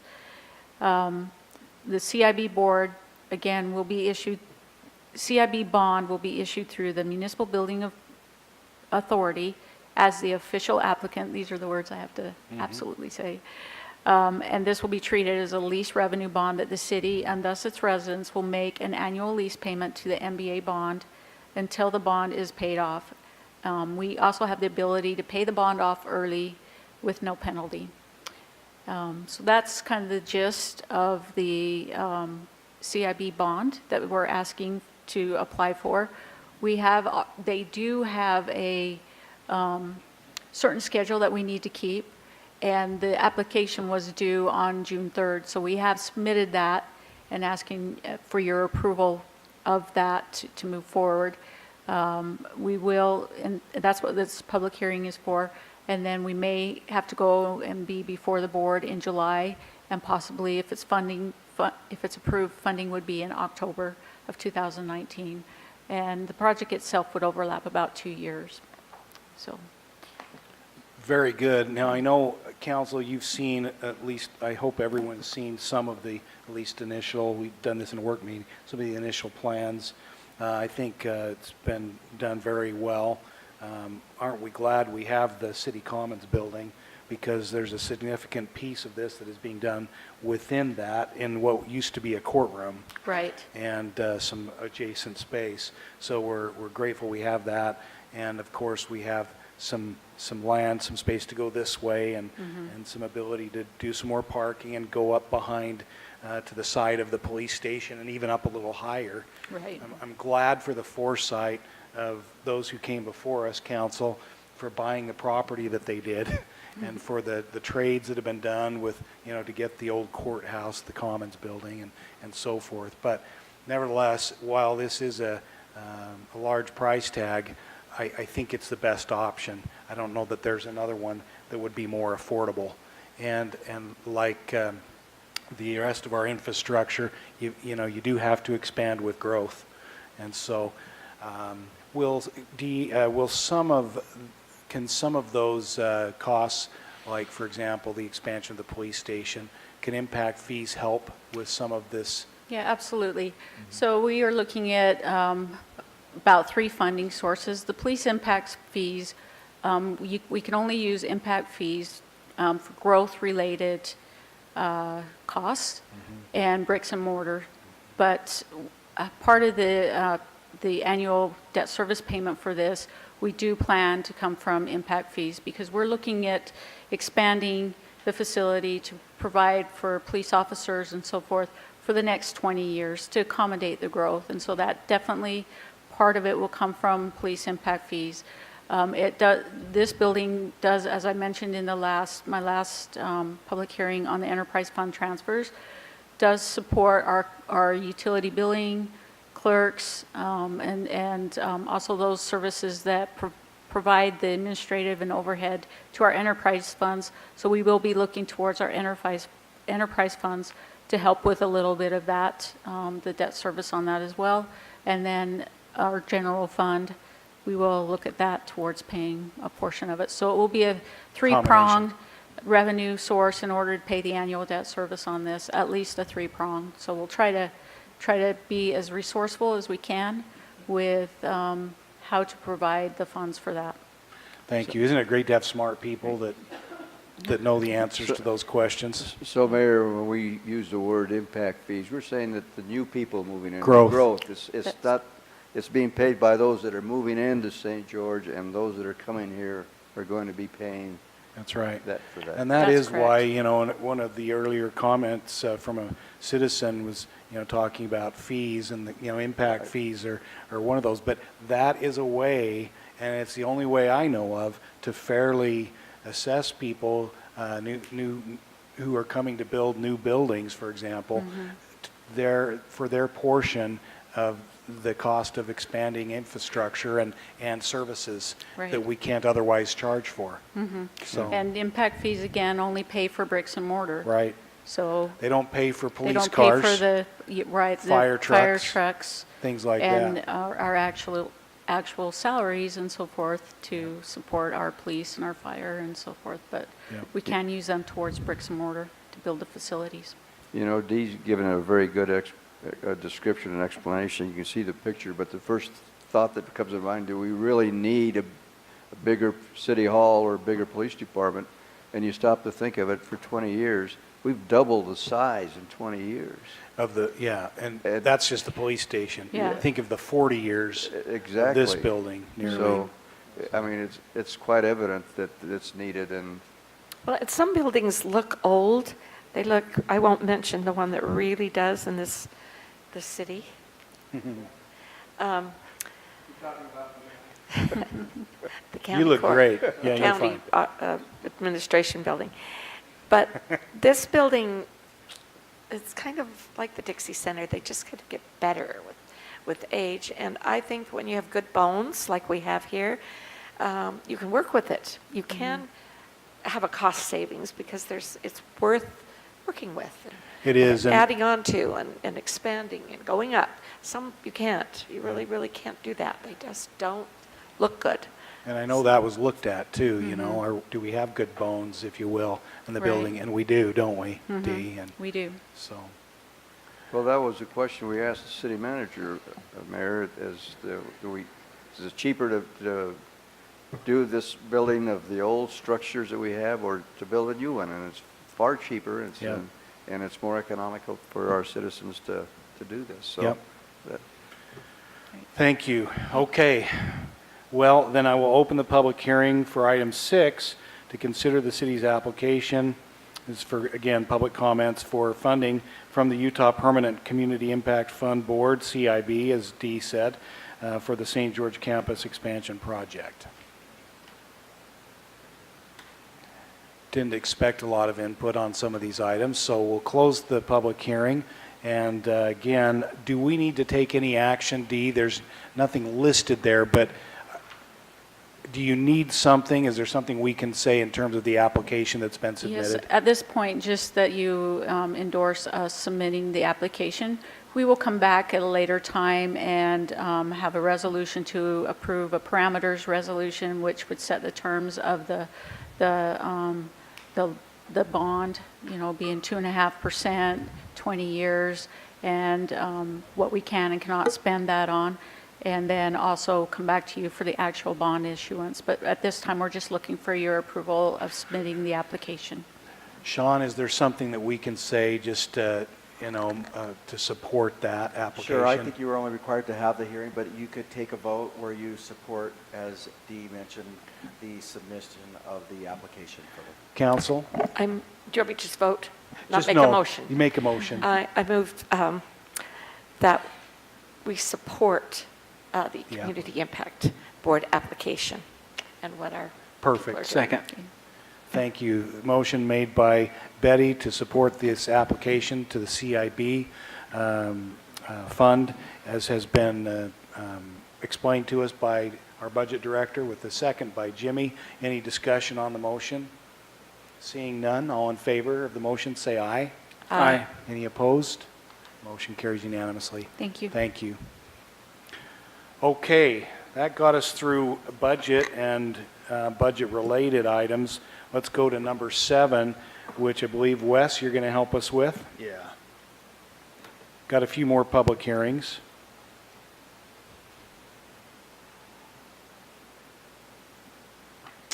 Okay, item 7 is a request to consider vacating, or is a consideration of an ordinance vacating a public utility and drainage easement located at approximately 1950 West and Canyon View Drive. And basically, this is property that is being proposed to be developed. It's up in Green Valley. It's being proposed as called the View Project.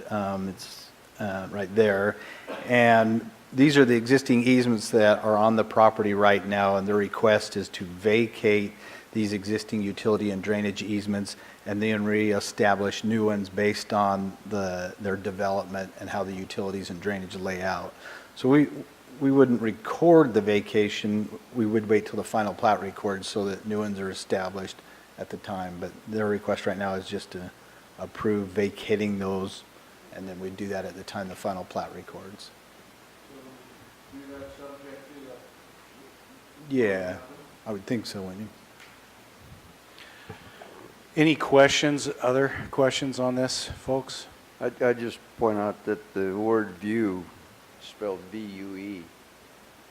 Yeah. On the exhibit. Yeah, that's the name of the development, the View, It's not like V-U-E. it's where the area that. I don't know where they came up with that. Yeah. Okay, then I will open the public hearing for anyone who may have come to express input on this item. Number 7.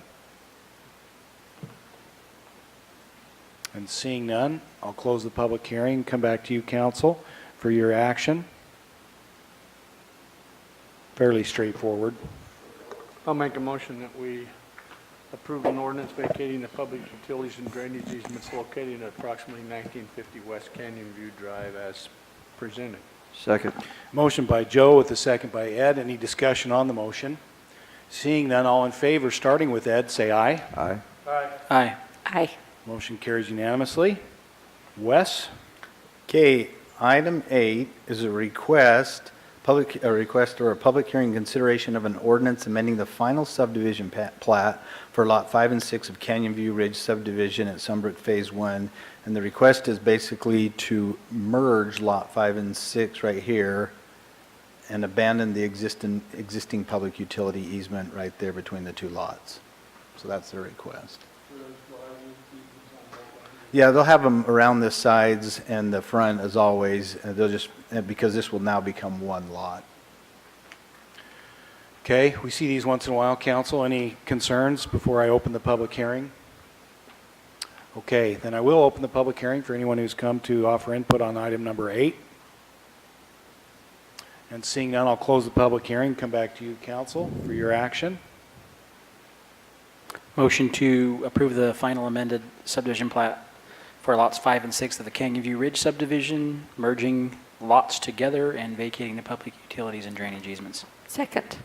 Motion by Jimmy with a second by Betty. Any discussion on this motion? Seeing none, all in favor, starting with Betty this time, say aye. Aye. Aye. Aye. Aye. Motion carries unanimously. I want to mention this and say something about this before you do, Wes. Okay. But please stay there. Just, council, I'm not sure, you may remember, we, a while back, changed the name of Tech Ridge Drive and changed at least a portion of it to work with the new alignment to, I can't remember, was it Cliffside Drive or Right. as I recall? Right. Cliffview Drive. We had some kind of unintended consequences of that. It was a significant problem for Dixie Technical College because they would have to change their address. And they're in the middle right now of, what do they call it? Accreditation. Accreditation. And they pled with us to change it back. And so what we've done is, and I appreciate staff working with the owners of the businesses up there, including Cliffside Restaurant and so forth, or Cliffview or Cliffside. Anyway, Cliffside. Cliffside, and everyone was fine with doing what we're about to propose, including the restaurant and the inn, and in fact they all kind of seem to like this approach better, and that's probably enough said. We looked at some other potential ways of doing it. This just seemed like the clearest. Yeah. It might even be that we'll be back with another road name change. There's one called Knowledge Way that never really, doesn't speak to me very loudly. And so, this can happen, but we're required to bring this forth and do a public hearing on it. I just wanted you to know some of the communication that was really needed to be done with Dixie Tech hadn't really been clear to them. And so we thought it was okay to make the change before. It really wasn't okay given their situation. They would have to, not only for their accreditation, but all of their materials would have to change. And they would have been fine if we'd have done this up front, but because of the change, it was really costly. So that's why I just wanted to give you the background. So Wes, anything else you want to say? No, basically it's just like you said, Mayor, a request to consider, as the mayor said, this was changed to Cliffside Drive, and this was going to be Tech Ridge Drive all the way up through here from Bluff Street up here. And so now the change, and this was approved, now the change is to change this to Tech Ridge Drive through here, and instead this would become Tech Ridge Parkway. So it still keeps the Tech Ridge just a parkway and a drive. And just so you know, I did meet with, just to let you know, I did meet with Tom Heers and Isaac and so forth about this just to make sure he was okay.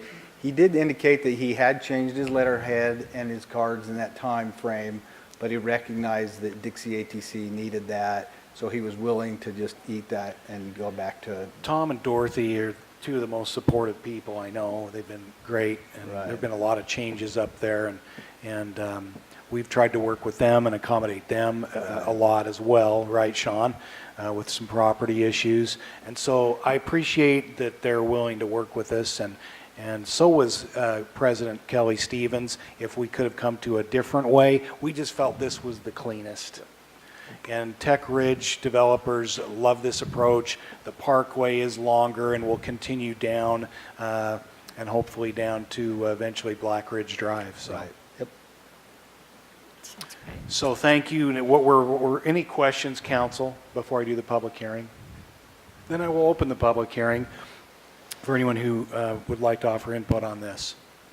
I will mention that President Stevens said she would be here today if she needed to be. She had some sort of family event where reservations had been made, and I said, I think you should go to your event.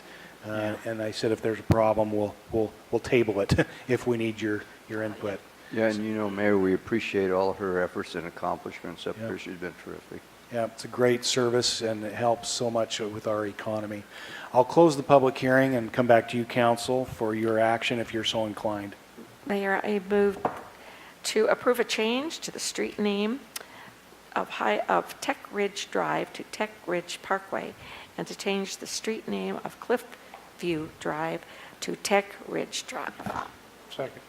Motion by Betty with a second by Joe. Any discussion? All in favor? Let's see, is this an ordinance, Sean? It doesn't say. All in favor, starting with Betty, just to be safe, say aye. Aye. Aye. Aye. Aye. Thank you. Just to be safe, yeah, we're good. Thank you. The motion passes. Appreciate it. Even though I kind of like the cliff view, it sounded good, but unforeseen, unintended consequences, so. Okay, let's see, what's next? We are at item number 10. Ray, and I believe, is Wes, are you kind of tag team in this one? Okay. So number 10 reads, consideration of an ordinance amending the general plan from floodplain and medium-density residential to commercial on about 2.5 acres and medium-density residential on approximately 6.72 acres. This site is Hey, generally... Ray, before you go any further, Sean, is there anything you want to say before we start this? Well, yes, the staff recommendation would be that we kind of do the opposite of what the Planning Commission did on this one for the general plan. Now, the reason for that is if we have any building that goes on that has the potential for flooding, we like the parking lots to be there. If it's going to be a use, prefer a commercial use rather than a residential use. And so I believe the applicant, when they came in, actually had it with the residential, I believe it's on the north end. I am with directions of the property. I believe that's right. Tucked up away from the danger of flooding, and then the commercial down closer.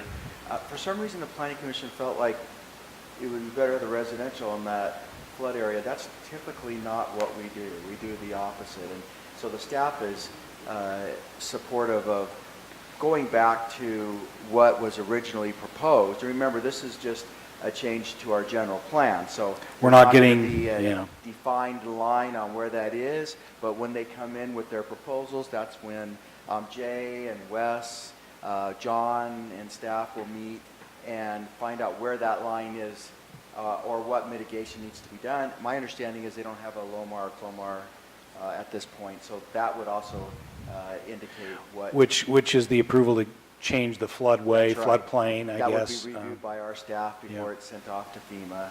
And so just maybe that, Mayor, that is a good thing to point out at the beginning of this, is that staff's feeling strongly is that we reverse where the Planning Commission's recommendations on that. So sorry. No, go ahead. Did Jay. the Planning Commission not approve the residential at all, or just They say they did. wanted to flip They recommended more. They moved it, and they moved it towards, into that area that we think the for the potential for flooding. Closer to the wash, Yeah. closer to the bridge. Yeah, and that's where we want to keep it as open as possible if the water rises, obviously. And that's where we have usually commercial parking lots and other Which would be, other yeah, things. which would be more ideal to have a parking lot over there Right, versus houses. versus someone's apartment or Right. condominium, yeah. And, That's and right. the other thing is, as we get into more detail, and we're not there yet, obviously, but as we get to the zoning level and so forth, then you look at, accesses, and you look at where those are, and how it works, and I just think it makes more sense to have that be commercial down by the light, for example, which would be a primary access point. So anyway, so I don't know, I think we still need to have you present it, Ray and Wes, but maybe, I just wanted the council to know, we're probably looking to, at least in our past preferences, of maybe trying to go a little bit more back to what the applicant originally was asking for. And we'll let the applicant say a few words if they'd like to after staff. So, Ray, hated to do that, but I felt like I needed to. No, I Because understand. as I reviewed this with the city manager and John Willis and Sean earlier today, we felt like it was appropriate to kind of pause a little bit here. So this shows existing general plan. Basically, I'm tracing the area we're going to be talking about right in here. And right today, it's medium density residential, a small portion, and the rest is all floodplain. The zoning, just for your reference, A20 and a large portion open space. This shows the 100-year floodplain where the extents of it are. And I know you just talked about a Clomar and a Lomar, but that's as it is shown by FEMA now. This is the general plan amendment that was originally requested by the applicant. And the color's a little misleading. Let me go here. Usually you see this reddish color is commercial, but they were asking for medium density residential on a north parcel, what they're calling parcel A, and commercial down here they're showing blue as parcel B. And that's what was seen at the Planning Commission. The Planning Commission, as the mayor mentioned, they made the recommendation to go all medium density residential, and with the stipulation only what FEMA would allow after the Clomar and Lomar. But as was just stated by our city attorney and the mayor, staff is supporting to have this have commercial and medium density residential. I don't know if I need to go through all these details. Perhaps Wes might want to go through it. I'll just say real quickly, solid blue line shows a 100-year floodplain. The dashed blue line shows the floodway or the Fort Pierce wash where it would travel. And these thin black lines are cross sections where you can see elevations of the 100-year flood and where the wash is. So, Wes, I don't know if you want to pick it up from there and kind of talk about it. Yeah, if you don't mind just a second.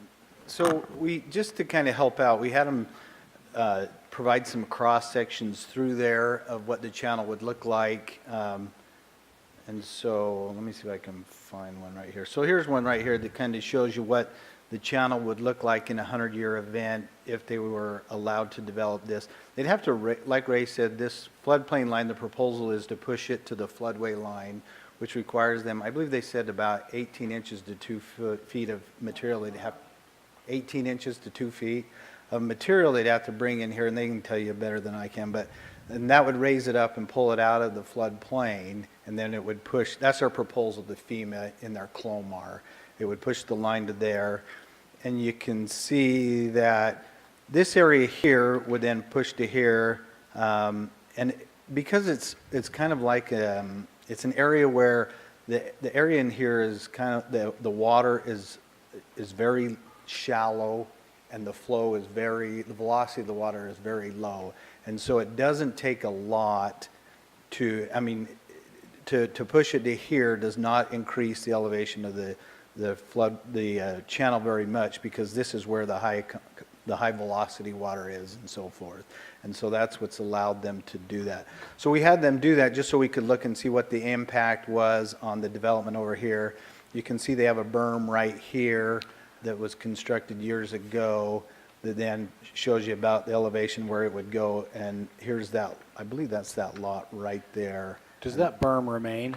It does, it does. The only berm that would come down is the one along here. We asked them to remove that, as that was installed years ago. We asked them to remove that and allow that, you know, the water to spread out That's like the one I as was it should. thinking of. Yeah, so that one will be on the east side. West. Oh, yeah, the one that remains. I'm sorry, I thought you said Yeah, the one to be yeah. removed. I'm Yeah. sorry. Yeah, you're correct. We were all going, Yeah. whoa. Now I'm really, yeah. No, I'm sorry, I thought you said removed. So, yeah, so we had them cut some cross sections just to show kind of the impact, show that they have looked at it, they're not creating an impact over here, and basically the channel can carry it. So And then, can I just say one last thing before I forget? I forget a lot these days.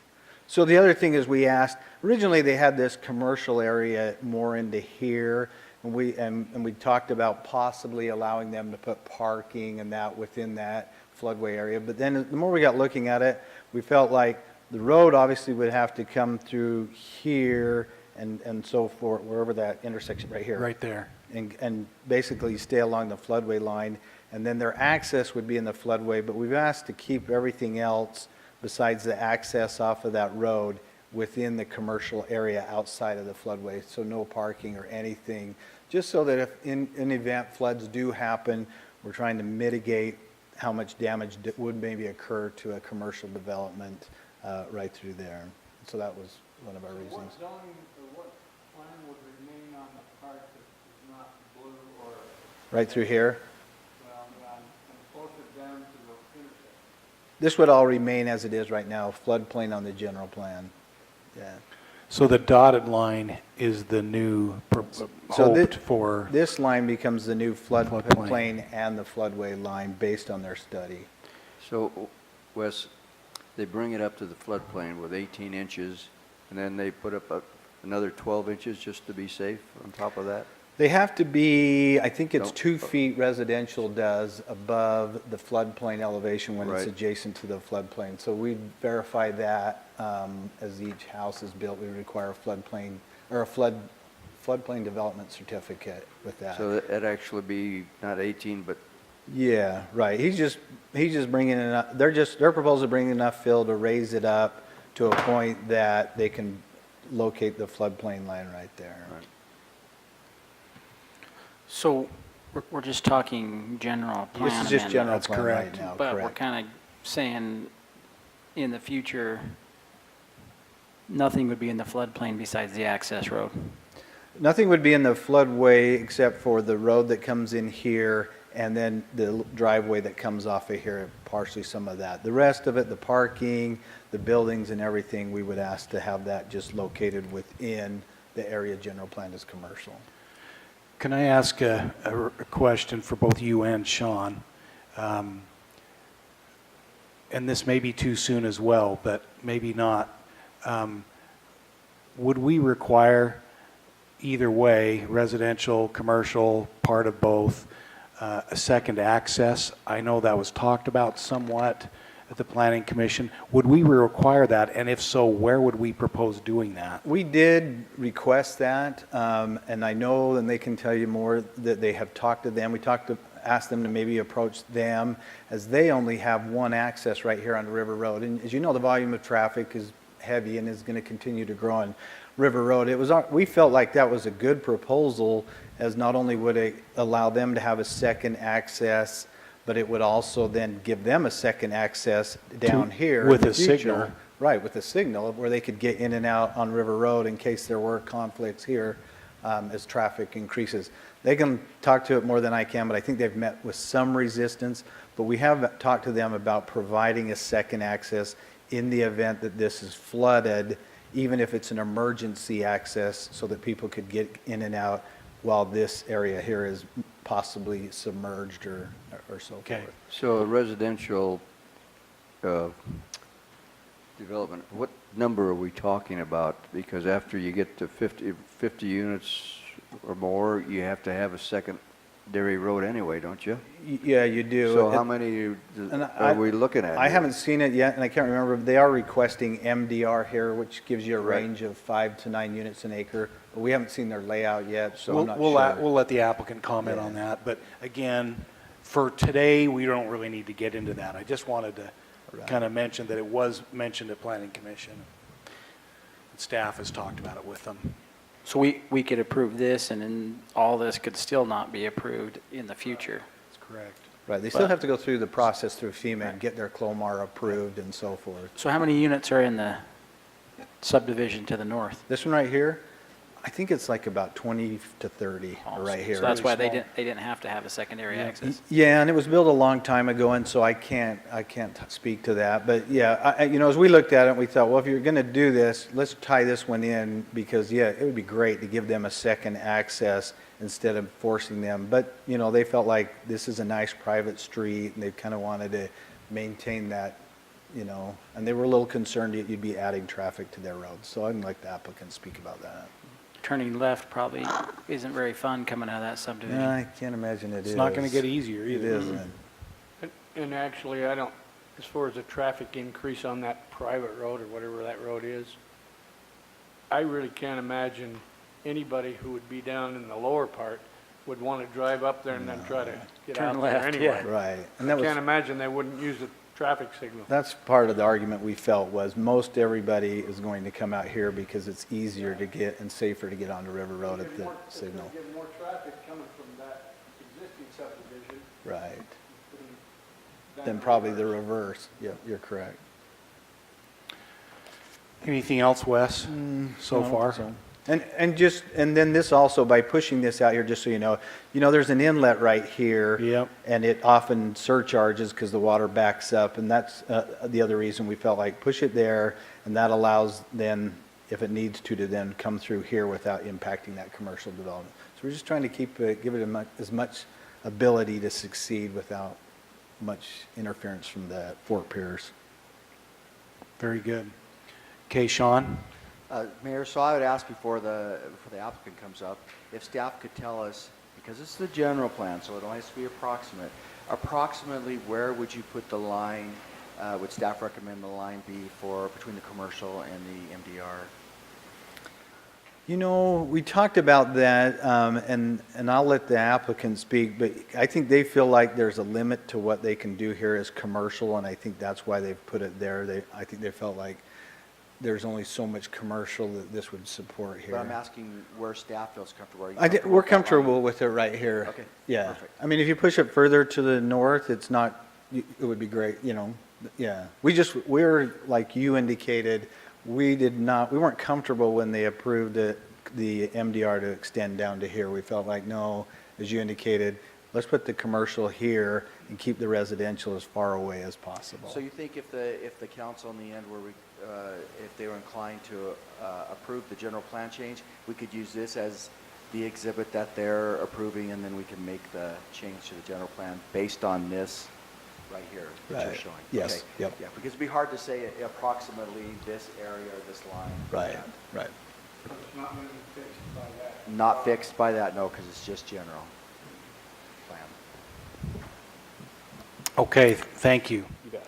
Let's allow the applicant, if they're so inclined, to come and say anything they'd like to, and especially love to have you address your thoughts about the comments have been made about returning to what you originally asked for in terms of the zoning. It's Okay. not zoning, but for, for the general plan. Okay. For the record, I'm Tim Stewart. First, I want to thank everybody for the time you've spent on this. And after sitting back there for a couple hours and listening to all the people that have been in here, I've decided to call a last-minute audible. I think that the city should buy this property and put pickleball courts over the whole thing. I wonder how many we could fit on there. Probably a lot. Yeah. That's the only time I'll be a hero instead of a zero in the council chambers. Remind me, Mayor, what you wanted me to address. Well, just wondering what, I think the question is, if staff is inclined, and if really the, at least previous council perspectives have been to try to have the commercial, in this case, right where Wes has just shown it, rather than have that all be residential. Would you be inclined to prefer that, which is what you originally applied for? Yeah, we are inclined to that. We've felt, I mean, even as a developer, I would have reservations about putting residential in that area. And, it's just, I mean, it's a nice buffer to have. And it's something that we identified at the beginning. Planning Commission, I felt like, agreed, and then they debated this issue for 45 minutes, and then near the end, it's sort of, I don't know why or how it went the other direction, and then it just did. It went the other direction, and they just recommended that we go MDR the whole way. So I've wanted to sit down with Nathan and say, hey, what happened there? But personally, and again, I don't know, jump in, Sean or Wes, if you feel differently, but I would think I'd almost prefer more commercial than what you've requested. Well, But, Well, let me address along those lines. I've had considerable conversations, a lot of conversations with the president of the HOA of Riverfront to the north. His name is Jack Lawton, I believe. And they're supposed to meet next week to discuss again, and we brought to them a proposal, and they were concerned that the lights were going to shine into somebody's house, and so we moved the road so that it would come into that cul-de-sac over there, and then they're concerned about that because they say they use that spot for a lot of extra parking. So then, I says, okay, so if we swing it in over here, then, is that an option? So they're going to get back to me. I think it makes a lot of sense for them. They see that. A lot of the people in there see that, but he doesn't want to agree to it without putting it to a vote. Sure. So that's where they're at. And I'm guessing what maybe they're saying is they prefer more residential than commercial because it's a better fit. Right, and I think that's, for them, that makes a lot of sense too. I mean, if we can't get a second access in here, really the thing that makes the most sense to do the whole thing commercial, but that's not, and I think they kind of see that too. It's like, it's like I mentioned to Jack, I said, Jack, you guys have a emergency crash gate right here. I mean, these people were nice enough to oblige that for you guys. Let's good point. Let's get some reciprocity going on here. And anyway, so they've gone back to the talks, and it's substantial. Yeah, I mean, we'd have to put in some rock wall right through here, and then I don't know exactly how this would all play out in this area for how you develop would fit it. I mean, we'd have to go to the planning, and we'd come in and address that for zoning. The one thing that Wes didn't address is that the steps that would be taking is probably going to take us anywhere from 18 to 24 months to even get to the point where just because we've got to go through the Clomer process now, which is the conditional, and then once that is approved, which will probably take 6 months, then we go in and raise the ground out of the, then we come back for the zoning. Once we get the zoning, then we can go in and raise the ground, and then we go in for a loamer after that. This sounds like a lot of fun for you guys. Well, yeah. Your partners are smiling. It's a lot of work, that's for sure. One of them back there is making money on doing this. Yeah, that's why. that's right. That's right. I like to keep Jared busy. So yeah, so that's where it's at. Okay. I don't know if there's any other questions, or I don't really have much else to say. I do know that one of the other things that we've agreed to do is take this berm down. Jay wants this removed. It was put in without authorization, I believe. Correct. Yeah. And it does cause a hindrance. When this area fills, it doesn't allow the water to recede back out. That's right. So We we'll saw take that last year. So we'll take that down, and So that'll be a benefit. That'll be a well, benefit. I need dirt anyways, so I can take the dirt from there and put it over there. So it works out good. Sean, anything else that I'm missing, or have we hit the main things? No, I think we hit all of the main things, Mayor, and I think that what we'll do then is, if you approve the change as we discussed, that gives the applicant the opportunity now to move forward with the design, and when that time comes, we can address all the remaining issues. Sounds good. Okay, thank you. Tim, I got a question. Yeah, sure. I don't remember we've ever really gone through this moving the floodplain. Okay. And we probably have, and I just don't remember it. But Oh, yeah. is that a River Road. is that going to be a thing that's really going to happen? Boy, that looks It to me happens like all they're the moving time. it all the time. That far? Yeah, we did that at Bloomington. I mean, that was something that we did right there on the golf course just a couple of years ago. And I would say that Jared spends 50% of his time on this type of thing with FEMA.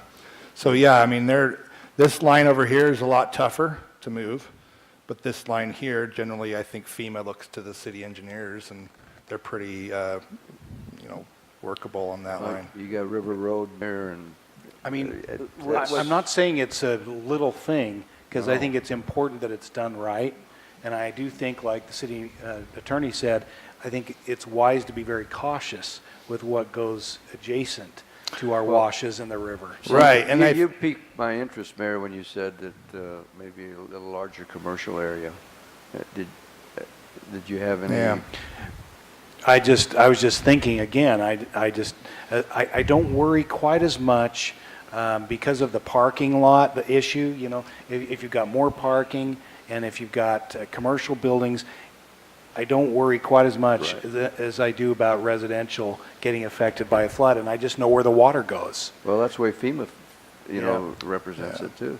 Yeah. It appears, I guess it's why it's shocking to me is it's probably 65 or 70% of that property is now in the floodplain. Yeah.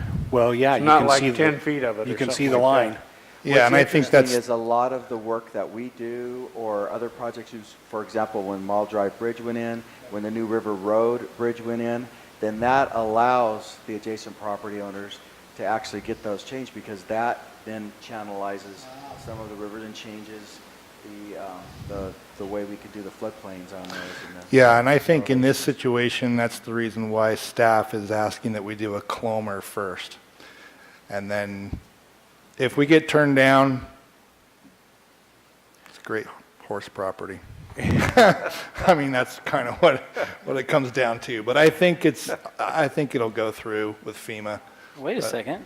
That's not so bad. You may not have should have said that. You've already got horse property. Very good. Okay. Any other questions for Tim before we let him sit down? Okay. Thank you. And we appreciate you working with our staff with all this and with the Planning Commission. Council, discussion? We don't need a public hearing on this, do we? The real test of whether moving the floodplain, Joe, is successful will be over the next 100 years. That's correct. So I'll let you and Ed know. What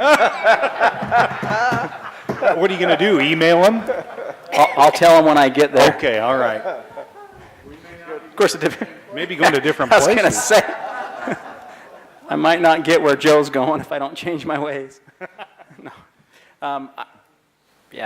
We're still looking at just a general plan amendment. I think there's been a lot of work put into this, a lot of thought. I'm okay to let them see where they can go with it.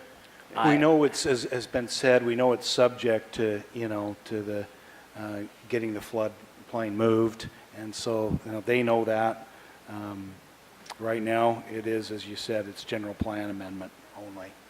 And I think what I'd be hoping is that we'd be making a motion to approve it based on how they applied for it originally, in terms of the. Well, so how this is written in here, is this what we're talking about, or is it different where we have the 2.85 acres?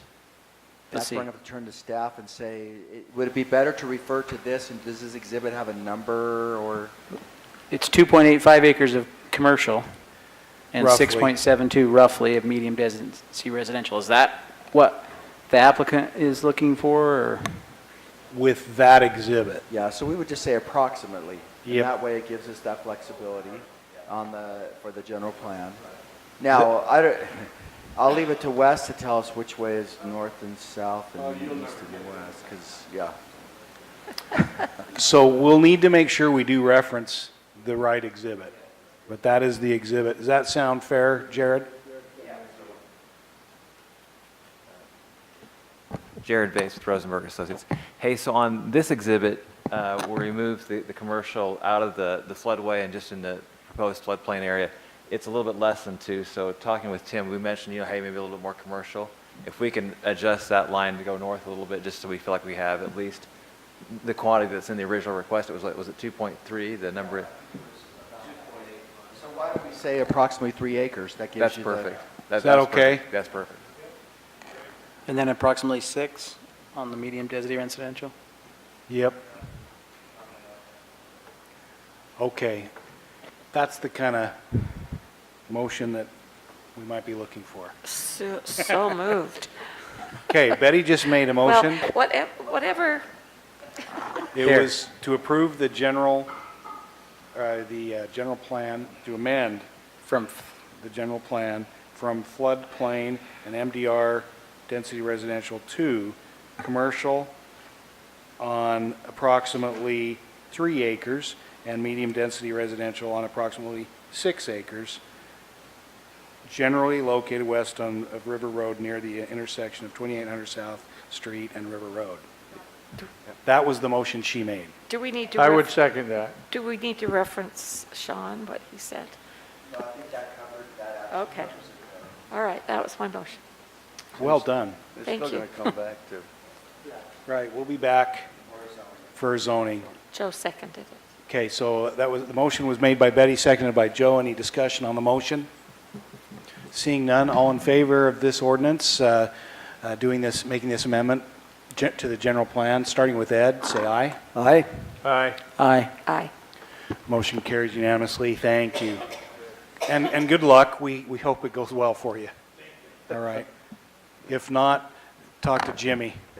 Okay. Don't give up on the horses.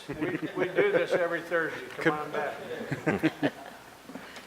All right. Thank you, Ray. Thank you, Wes. Appreciate your help and your patience with this. Let's go on to number 12.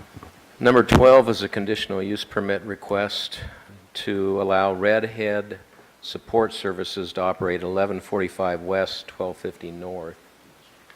So this shows the approximate property location right here. And it shows it's M1 industrial zone property. And this just shows the lobby door that's there now, residential use, supported living, respite, host home, day programs, after schools, and summer programs, the type of things that they offer. Let me back up a tiny bit. I'll go to the first page of the staff report and say that this is a request for a conditional use permit, again, for Redhead Support. And I kind of broke it into 2 parts. What they want to have there, and they can have there now, is a corporate office for about 6 persons, because the M1 zone allows, as a permitted use, offices. What's different, in addition to having the offices there, they want to have a day program. And the program would be Monday through Friday from about 9 in the morning till 3. This program would provide learning activities for people with special needs. Clients would range in age from approximately 12 to 50 years old. And they would have activities for them, mostly inside, some outside. Games, crafts, paintings, reading, physical exercise, movies, other cognitive learning opportunities. And this is presented to you because in the M1 zone, for a daycare, it requires a conditional use permit. So this, back to the screen, this is the lobby door Redhead supports. This shows the building. It's owned by ENTS. And then this is the building looking back out to the street. Reception desk is inside. This is a floor plan that they provided. I think it was probably their fire escape plan, but it shows that there's a lot of office space and the different rooms. And then here's the main lobby reception table there. Here's office space that they have inside, game room, conference room, craft and movie room, And then this was just showing the 500-foot radius, I'm sorry, 300-foot radius that went around this property to notify the neighbors.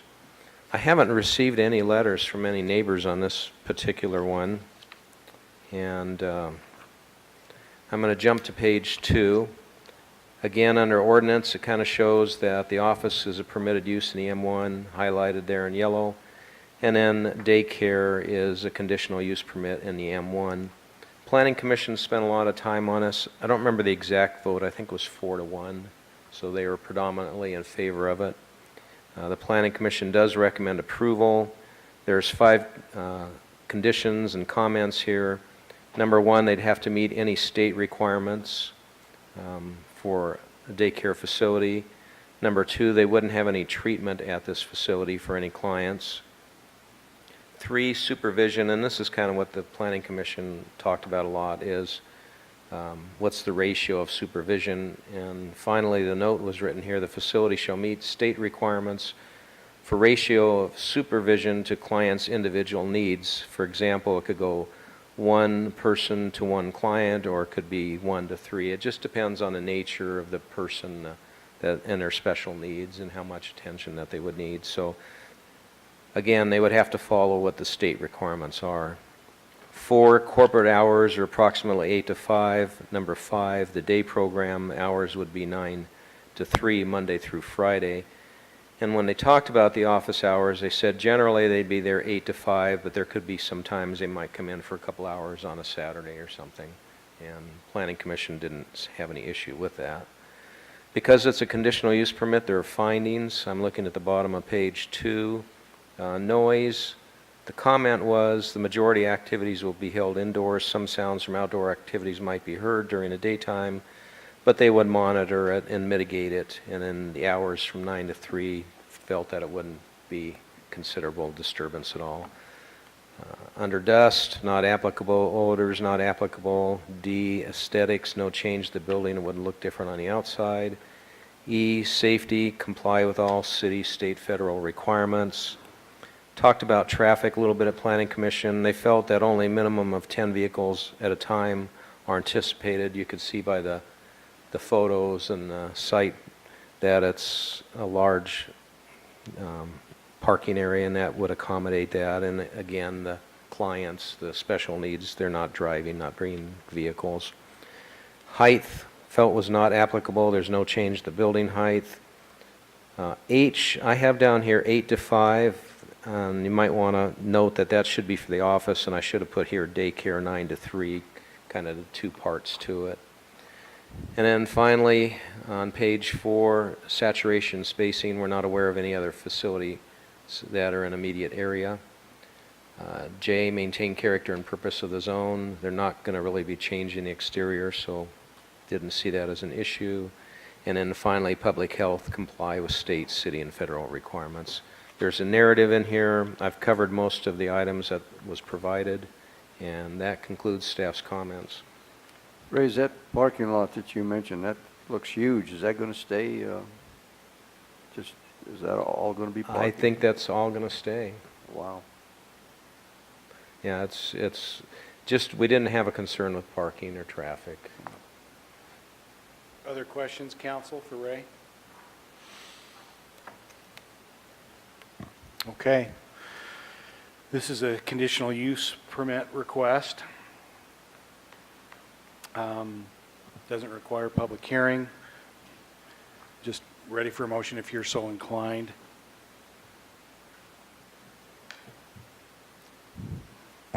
Frankly, doesn't seem like it would cause any problems to me. Want me to go ahead and make a motion? Go for it, Jimmy.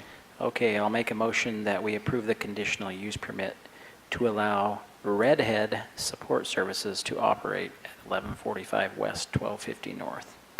Second. Motion is made by Jimmy, seconded by Ed. Any discussion? All in favor, say aye. Aye. Any opposed? Motion carries unanimously. Next conditional use permit, we've got 3 more, I think, here. No, 2 more. They're just 2 more, Mayor. They're both garages.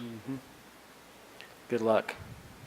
Yeah, this is a tough one. I did mention to the city attorney and city manager today, Jimmy, that maybe we should include this in Title 10 when we make some changes. And, you know, I'm just kidding. I think It is in there. I think there's one individual in the audience that seems to be building all the garages. lately Yeah. That would appreciate if we didn't Yeah. go through this every time. So, yeah, we're going to make that easier shortly. Yeah, but how would we get him to come to our meetings?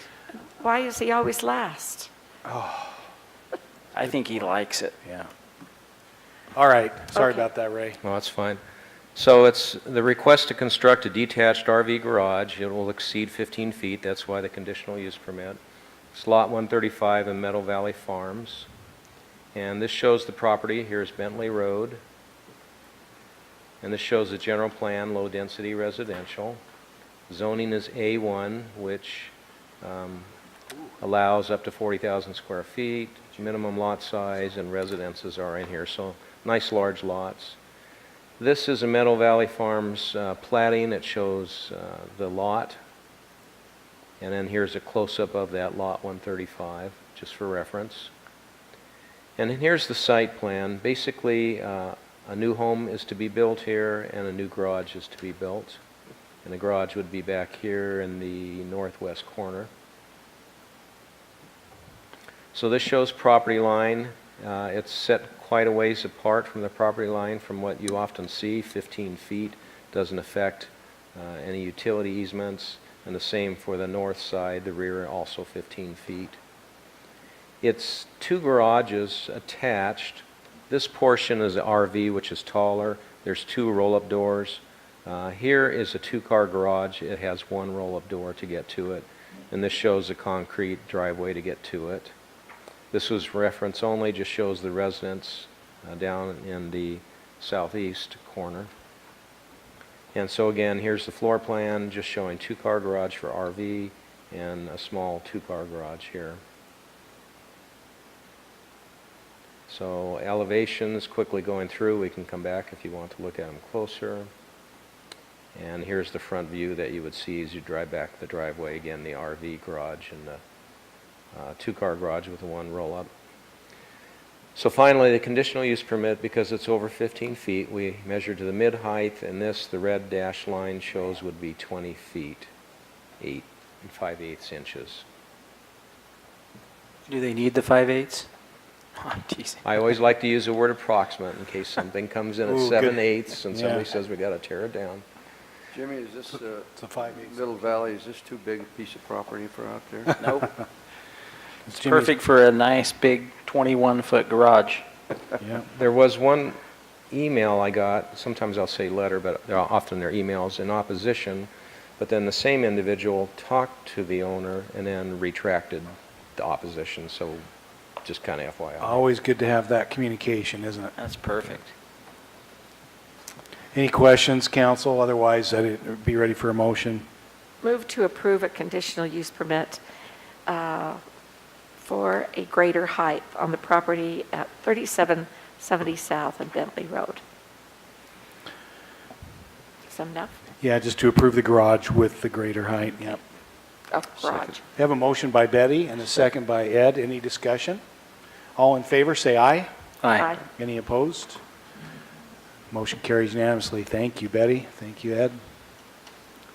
The last one is another conditional use permit for a garage, and that is item 14, which I'll read briefly. Consider approval of a conditional use permit to allow construction of approximately 18 feet 9 inches high RV garage. This is on lot 21 Reserve at River Hollow.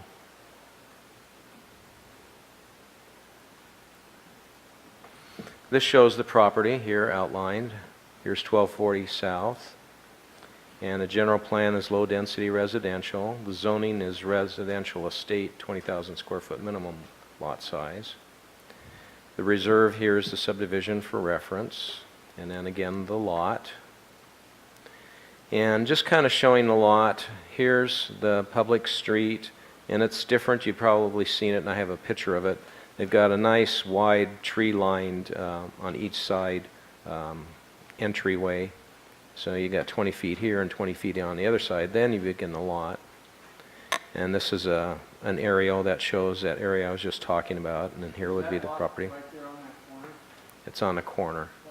the lower left. Let's go back here. Sorry.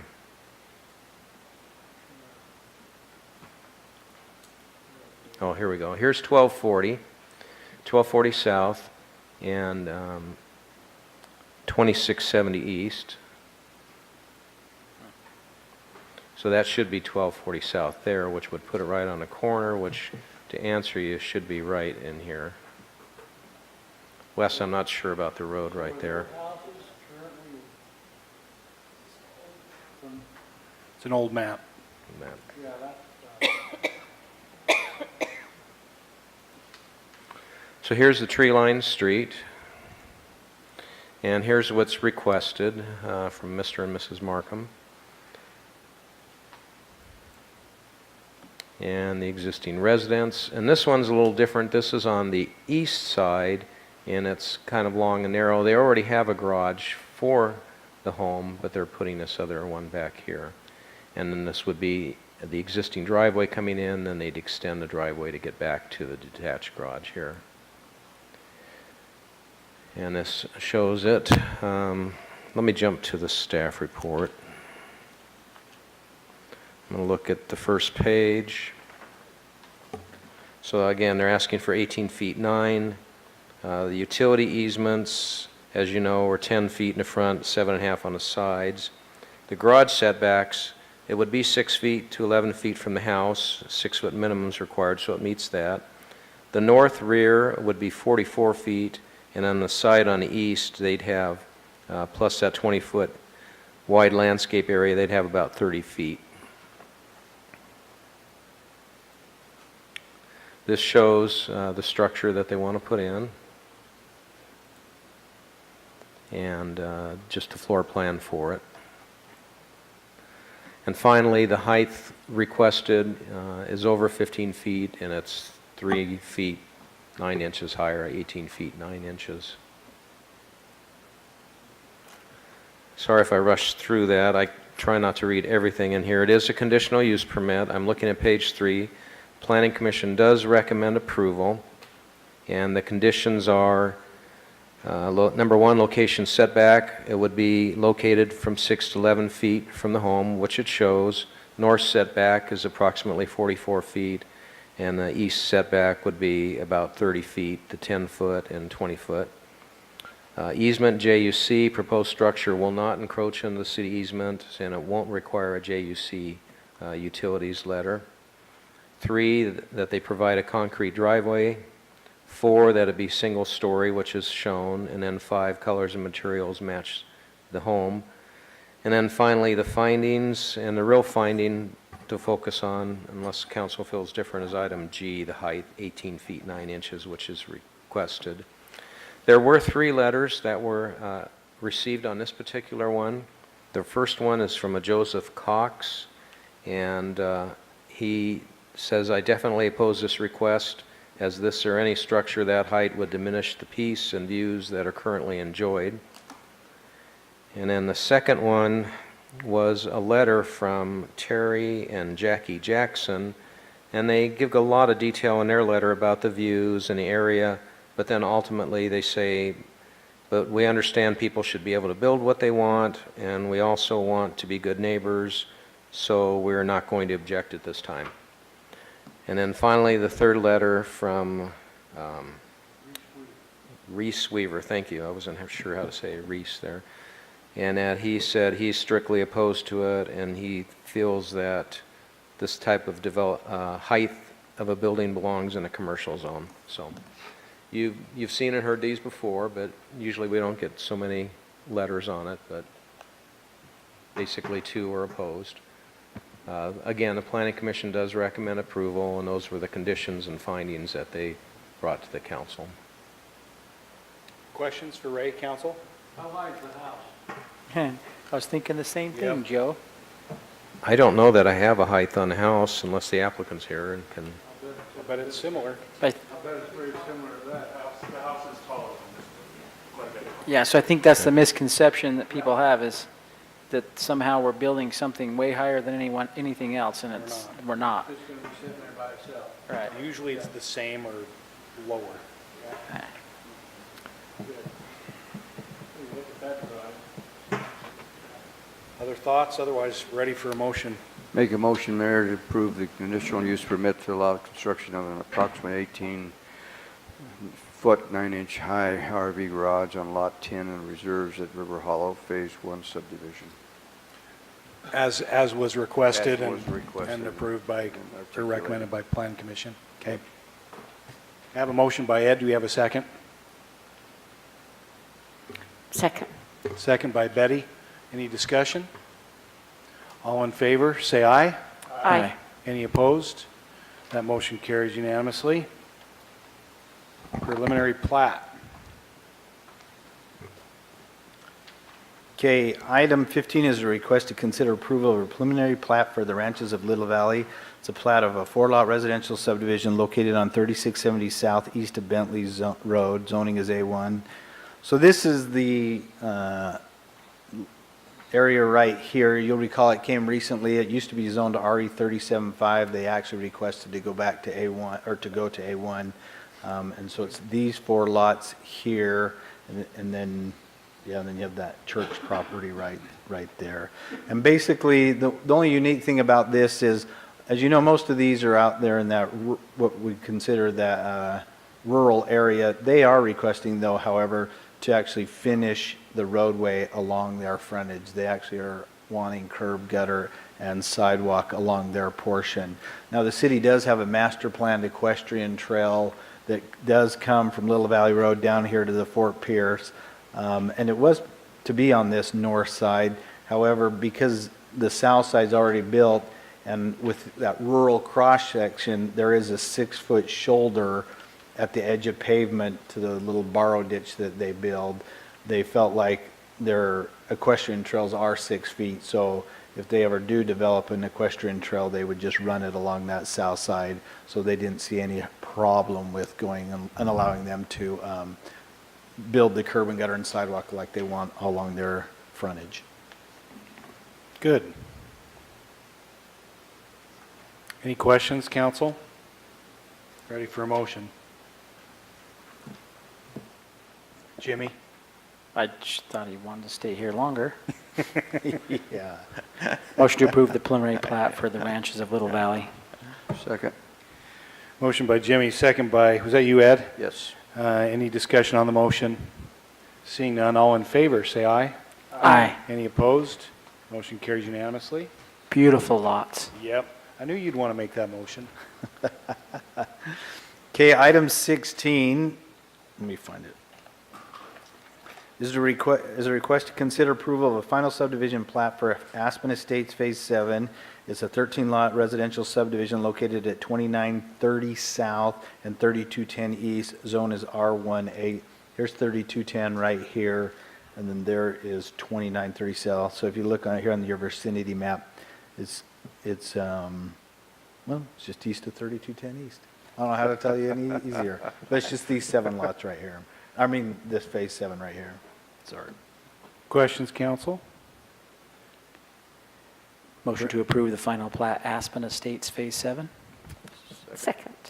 Motion by Jimmy and a second by Betty. Any discussion? All in favor, say aye. Aye. Any opposed? Motion carries unanimously. And Shirlane, oh my gosh, we made you stay here all this time? Hey, she came in late. No, she was in and out. I saw her here. Yeah, She was in here the she's majority. been Been in in here. here. You guys are rocking it tonight. Hey, we're trying. So we'll be quick on this one, I hope. Yeah. As you know, city code requires that anytime we're going to sell a real parcel that is more than fair market value, more than $500,000, that we need to set a date, time, and place for a public hearing. So we are here tonight to do that, and we recommend that we set that for the next regularly scheduled council meeting, which is June 20th. That'll be at 5 p.m., and also to approve Christina Fernandez, the city recorder, to post that public hearing notice. Is that what we need to say? And that's it, Sean? Do we need to get specific? All you need to do is just set the time to take public comment as June 20th, 2019 at 5 p.m. Mayor, I'd make a motion So to... moved. Oh, go ahead, Ed. Go ahead, Ed. I'd make a motion to approve the, To set. to set the time as articulated. Very, very good. You second, Betty? Sure. Okay, we have a motion by Ed and a second by Betty to set the public comment, is that correct? Yeah, right. Public Regarding the comment sale regarding the sale of a significant parcel of real property by the city for June 20th, 2019, 5 p.m., as was stated by the city attorney and motion by Ed. Any discussion? All in favor, say aye. Aye. Any opposed? Motion carries unanimously. Okay. Thank Thanks. you, Thank you. Charlene. No, thanks. Okay. Let's see. I don't have any appointments to make. We do not need a closed session today, unless there's something I'm not aware of. Sean, no, we're good? Okay. Any reports from council that you'd like to make? And then we'll adjourn after that, so. I'd like to just thank Paul for his comments tonight, earlier. That's because Paul's a rock star. Probably kept me from going completely crazy. Thank you, Paul. Paul's just such a good guy. Mayor, I'd just say that the Dinosaur Museum is booming. Their gift shop tenants up 15 to 20%. They're working with Shane, moving forward on the project across the street. It really looks good. Good. Glad to hear it. Joe, any other reports? Jimmy? Nope. Betty? No. Can't really think of anything either. I'm going to mention to you that, to you all, that the county commissioners have indicated that they plan at their next meeting, which I believe is on the 18th of this month, to consider the 0.25% transportation transit sales tax. So just so you know, that's, just so you know, that's a public meeting. Welcome to attend if you want. I will not be there. I'll be in Salt Lake that day, but they intend to do that, and I think that means they probably tend to approve it. Interesting. Need a motion to adjourn. Oh, wait, not quite. Well, I just wanted to bring one thing up, Mayor, just Yes, so sir. the council's aware of it. And the Art Around the Corner exhibits this year, for some reason, we've had 3 vandalisms of 3 different sculptures at the town square. Something we haven't seen in all these years, and I've probably been on the board for 10 years and been off for a couple. So it's been an unusual year. We've asked the police department to step up the patrols after hours there just to see what might be going on. But it's such a great thing in our community, and it just has an impact on the beauty of the downtown that told the Art Around the Corner board not to worry. We, as a city, agreed years ago that we would cover the property insurance for those sculptures. We do have a $25,000 deductible or SIR, so we'd be responsible for that. But we're taking care of repairing those sculptures, and we'll keep an eye on things. But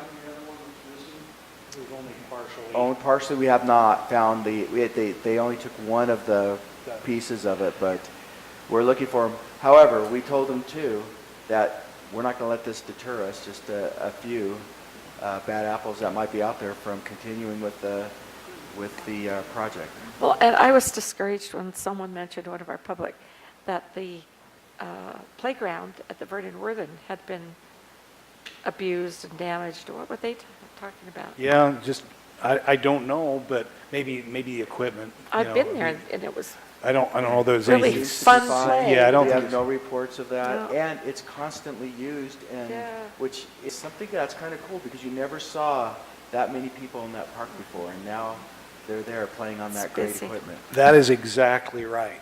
I mean, it's meant to be used, and it hasn't been as well used Well, until now. I can't remember who said this, but if, as long as, your parks are an indicator, and as long as they're healthy and fun, and there are mothers playing and little kids, then you know your town is safe, and we need to safeguard those parks so that mothers and children and others can go and enjoy them. That's right. Yep. Okay, that said, do I have a motion to adjourn? So moved. Second. Motion by Jimmy, second by Betty to adjourn. Any discussion? All in favor, say aye. Aye. Any, wait, did everyone vote? Yeah, any Aye. opposed? Okay. The motion carries unanimously. Thank you all, and let's see, next week is our open house, our last open house of this season. It will be at Segmiller Farm Park there, 6 p.m. Are you all able to be there? I will be at a wedding for my grandson. You'll be at a wedding. You're there? I'm there. You're there?